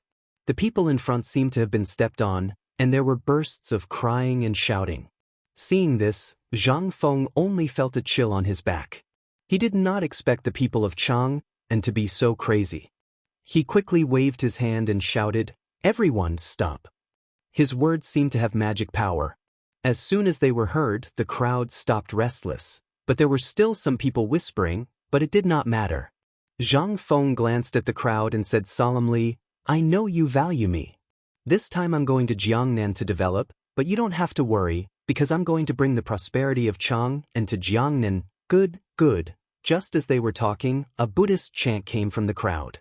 Zhang Feng frowned and was a little dissatisfied. He hated to be disturbed in the middle of a speech, especially by a monk. He opened his eyes wide, trying to find the speaker and ask for clarification. The crowd also cast sidelong glances and felt dissatisfied. Although the Tang Empire had always worshipped Buddha and the people were also in awe of Buddha, they were now listening to young Master Zhang's wise words. How could they allow a monk to disturb them? Not to mention that young Master Zhang was about to leave, and they might not be able to hear these wise words in the future. Thinking of this, a ball of nameless anger seemed to ignite in the hearts of the people, and they were determined to find the troublemaker. But at this moment, that voice rang out again. "Everyone says that Prince Zhang is a very kind person. Now that I've met you in person, it's true that your reputation is not as good as your appearance." Excellent. Hearing this, Zhang Feng was a little confused. He couldn't tell if the other party was praising him or insulting him. Just as he was about to ask, he saw a man in a yellow monk's robe walk out from the crowd. This man had 6 scars on his head. He had a benevolent face and his palms were clasped together. He looked like a Buddhist monk. "This is Master Xuanzang?" Someone seemed to have recognized the monk and exclaimed. With this exclamation, the whole place seemed to be in an uproar. They all looked at the man called Xuanzang. Soon, the people imitated Xuanzang. They clasped their palms together and chanted the name of Amitabha to Xuanzang. Their eyes were slowly filled with piety. Xuanzang seemed to be enjoying the crowd's attention. For a moment, he forgot about Zhang Feng and started chatting with the people about Buddhism. Seeing this, Zhang Feng finally understood.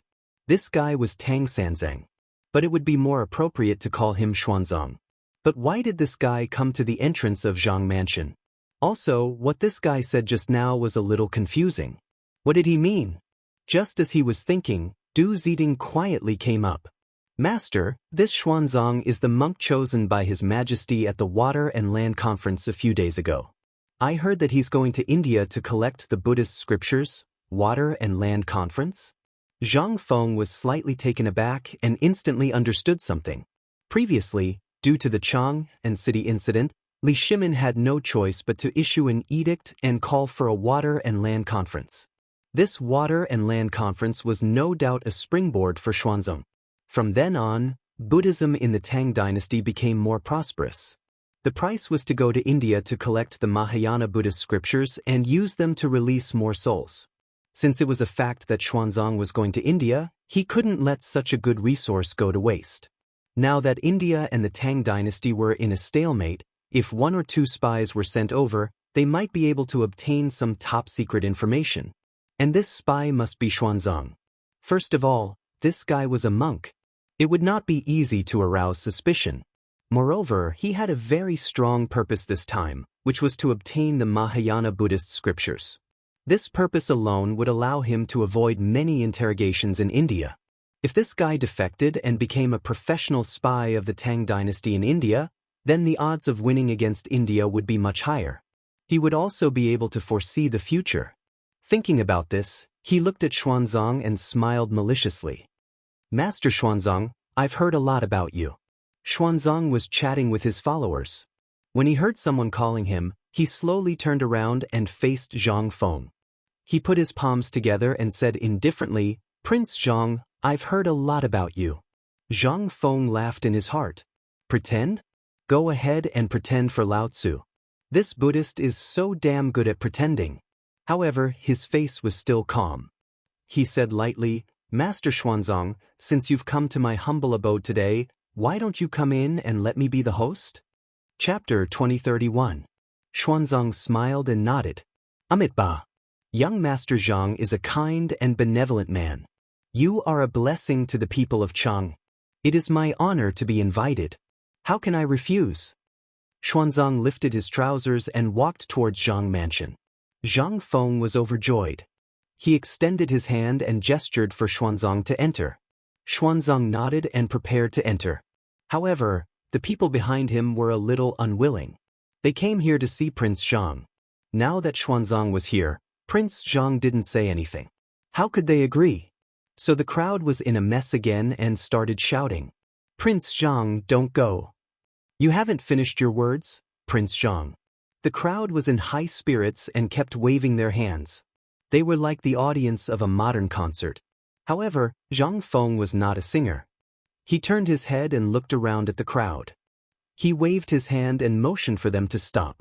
Then he said seriously, Dear people of Chang'an, I know that you love me very much.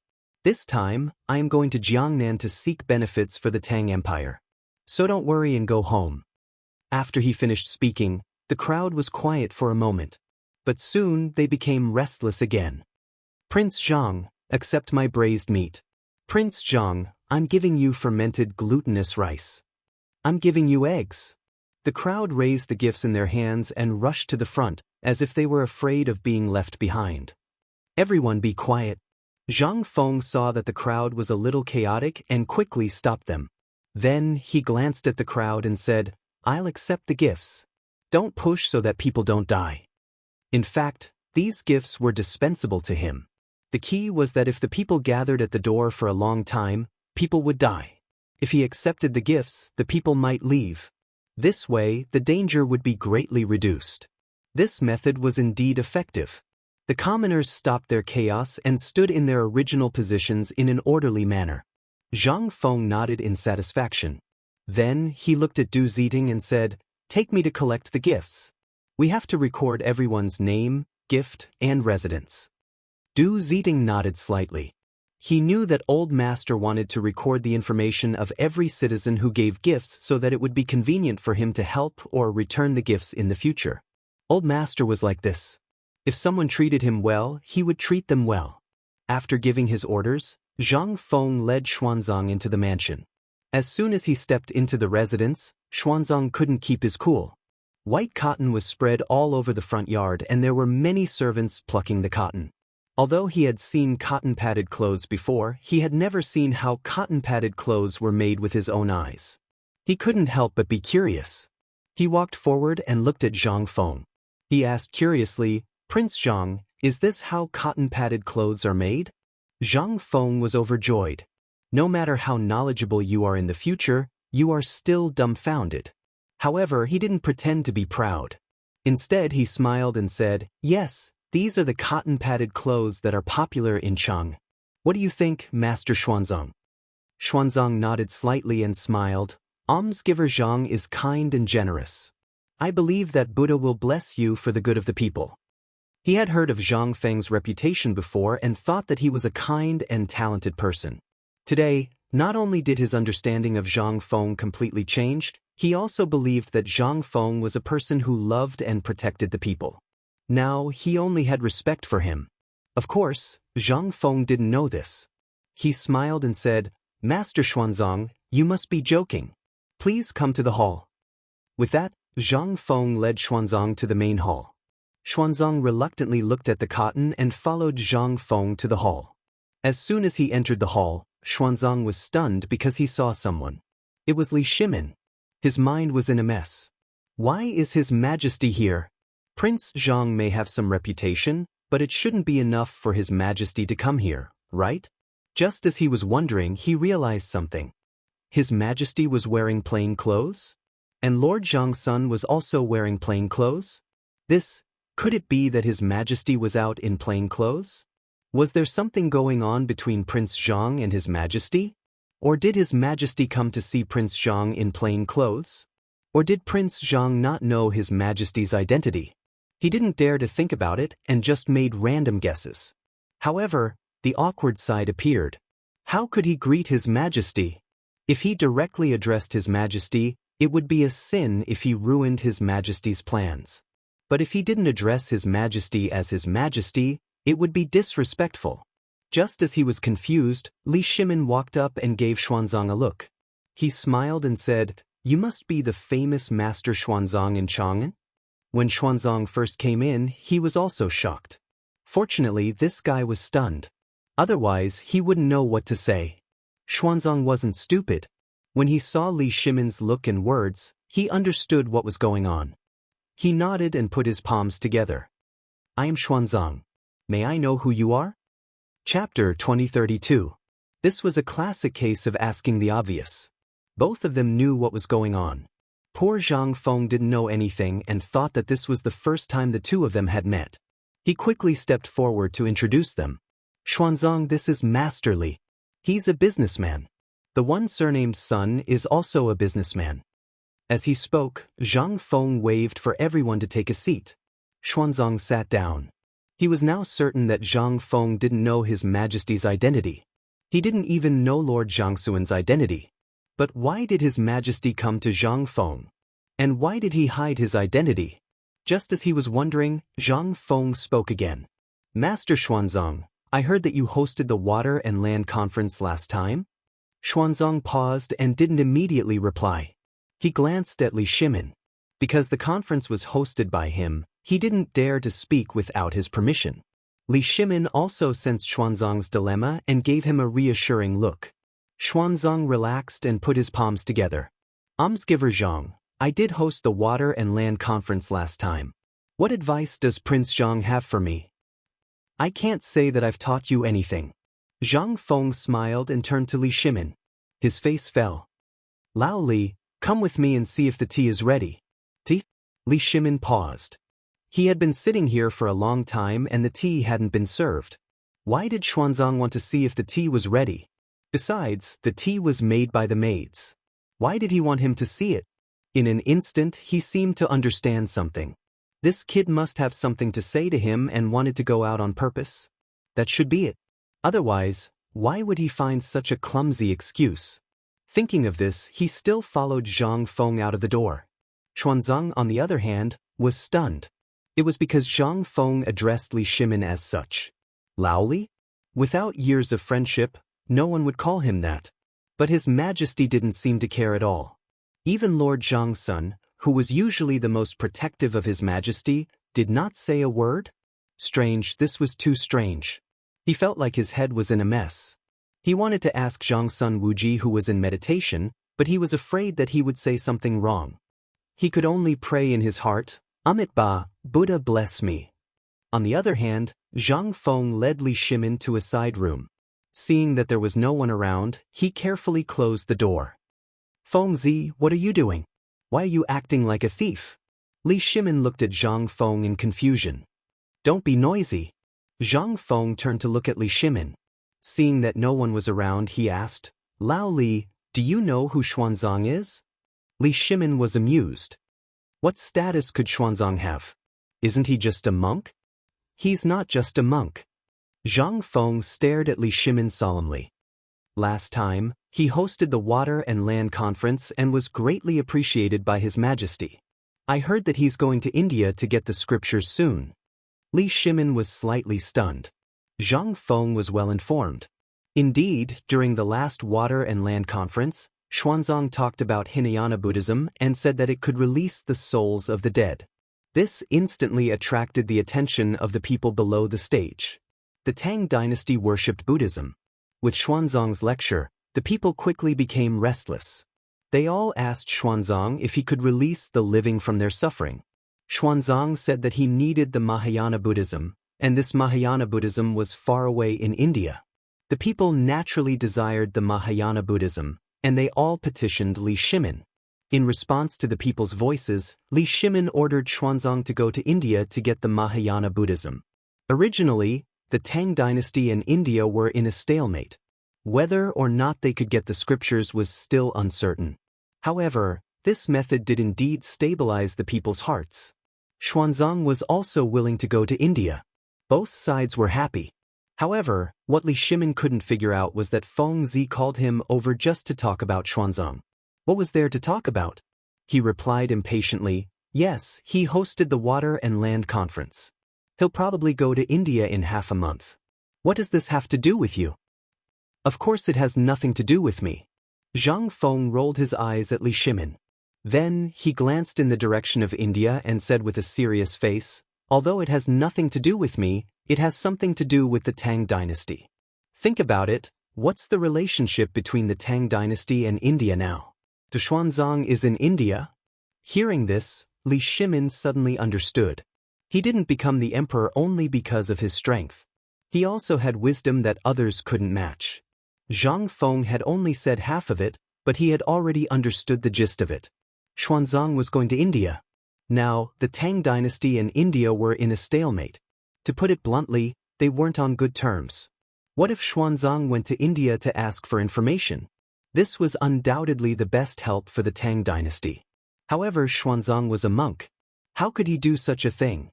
He looked at Zhang Feng with a puzzled face. Feng Zi, I understand what you're saying. But Xuanzang is a monk. Why would he be willing to work for you and me? Zhang Feng smiled confidently. Don't worry about that. I'll convince Xuanzang later. You just have to beat around the bush and say a few words for me. I promise I'll have a way. Chapter 2033. Li Shimin did not know what Zhang Feng was up to, but seeing how confident he was, he did not say anything. Furthermore, Xuanzang knew his identity. He believed that with his words, it would be easier for Xuanzang to betray him. He nodded. All right, I will act according to your wishes. Zhang Feng nodded, opened the door and walked towards the main hall. Xuanzang was still thinking about the relationship between Zhang Feng and Li Shimin. When he saw them return, he hurriedly stood up. Almsgiver Zhang, Almsgiver Li, you are back. Zhang Feng smiled. Please have a seat, Venerable One. The tea will be served soon. Although making tea was an excuse, he could not just sit there and do nothing. That was why he ordered the servants to make tea when he came over. Xuanzang nodded and glanced at Li Shimin. Seeing that there was nothing wrong, he turned and sat down. He then looked at Zhang Feng and smiled. Almsgiver Zhang, I saw many cotton-padded clothes in the front yard. They must be in high demand. His face turned red. I have a presumptuous request. I wonder if Almsgiver Zhang could sell some to the monks of the Great Mercy Temple? To resist the cold? The Great Mercy Temple was where he cultivated. There were many pilgrims there. He could use some money to buy cotton-padded clothes. Hearing Xuanzang's words, Zhang Feng was overjoyed. He wanted to drink milk. The mother of his child was here. He was still thinking about how to get into the conversation with Xuanzang, but this guy came knocking on his door. As long as he gave the cotton-padded clothes to him, Xuanzang would owe him a favor. It would be easier to negotiate later. After making up his mind, he smiled and pretended to be a savior. Venerable Xuanzang, you are too kind. Although I am not a Buddhist, I am a Buddhist. Since the monks of the Great Mercy Temple need cotton-padded clothes, how can it be a transaction? I am willing to give them to the monks of the Great Mercy Temple. That being said, Lin Fan was overjoyed. If Xuanzang wanted cotton clothes, he must have a need for them. Lin Fan was lacking in everything but cotton clothes. If he gave these cotton clothes to Xuanzang, Xuanzang would definitely fall for it. Li Shimin despised Zhang Feng in his heart because he knew that this guy was full of nonsense. What did he mean by liking Buddhism? Who was he trying to fool? He had never seen this guy read a book about Buddhism. Moreover, he was so indulgent in meat and wine. Did he look like someone who loved Buddhism? However, he didn't expose Xuanzang. After all, he also hoped that Zhang Feng could fool Xuanzang so that he could go to India to gather information. As for the Mahayana Sutra, wasn't that simple? When India was destroyed, what Mahayana Sutra would they not have? He could even get his hands on top-grade sutras. Even if they couldn't destroy India, as long as Xuanzang was fooled, he would definitely be a thorn in India's side. After all, India worshipped Buddhism as their national religion. Who would suspect that a monk was a spy? However, this still depended on whether Feng Zi's mouth could fool Xuanzang, the foolish monk. With that thought, he looked at the two of them again. He saw that Xuanzang's eyes were slightly red. After listening to Zhang Feng's words, he instantly realized that this benefactor not only had a heart to save the world, but also had a heart to care for the common people.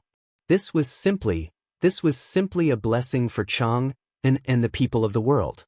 However, he couldn't accept the cotton clothes. After all, he didn't deserve it. With that thought, he put his palms together and said with admiration, "Excellent. Benefactor Zhang's heart is indeed a blessing for the common people. However, I know that the cotton clothes are from Benefactor Zhang's family. It wasn't easy to make them, so I can't accept it easily. The Great Mercy Temple still has some money for incense.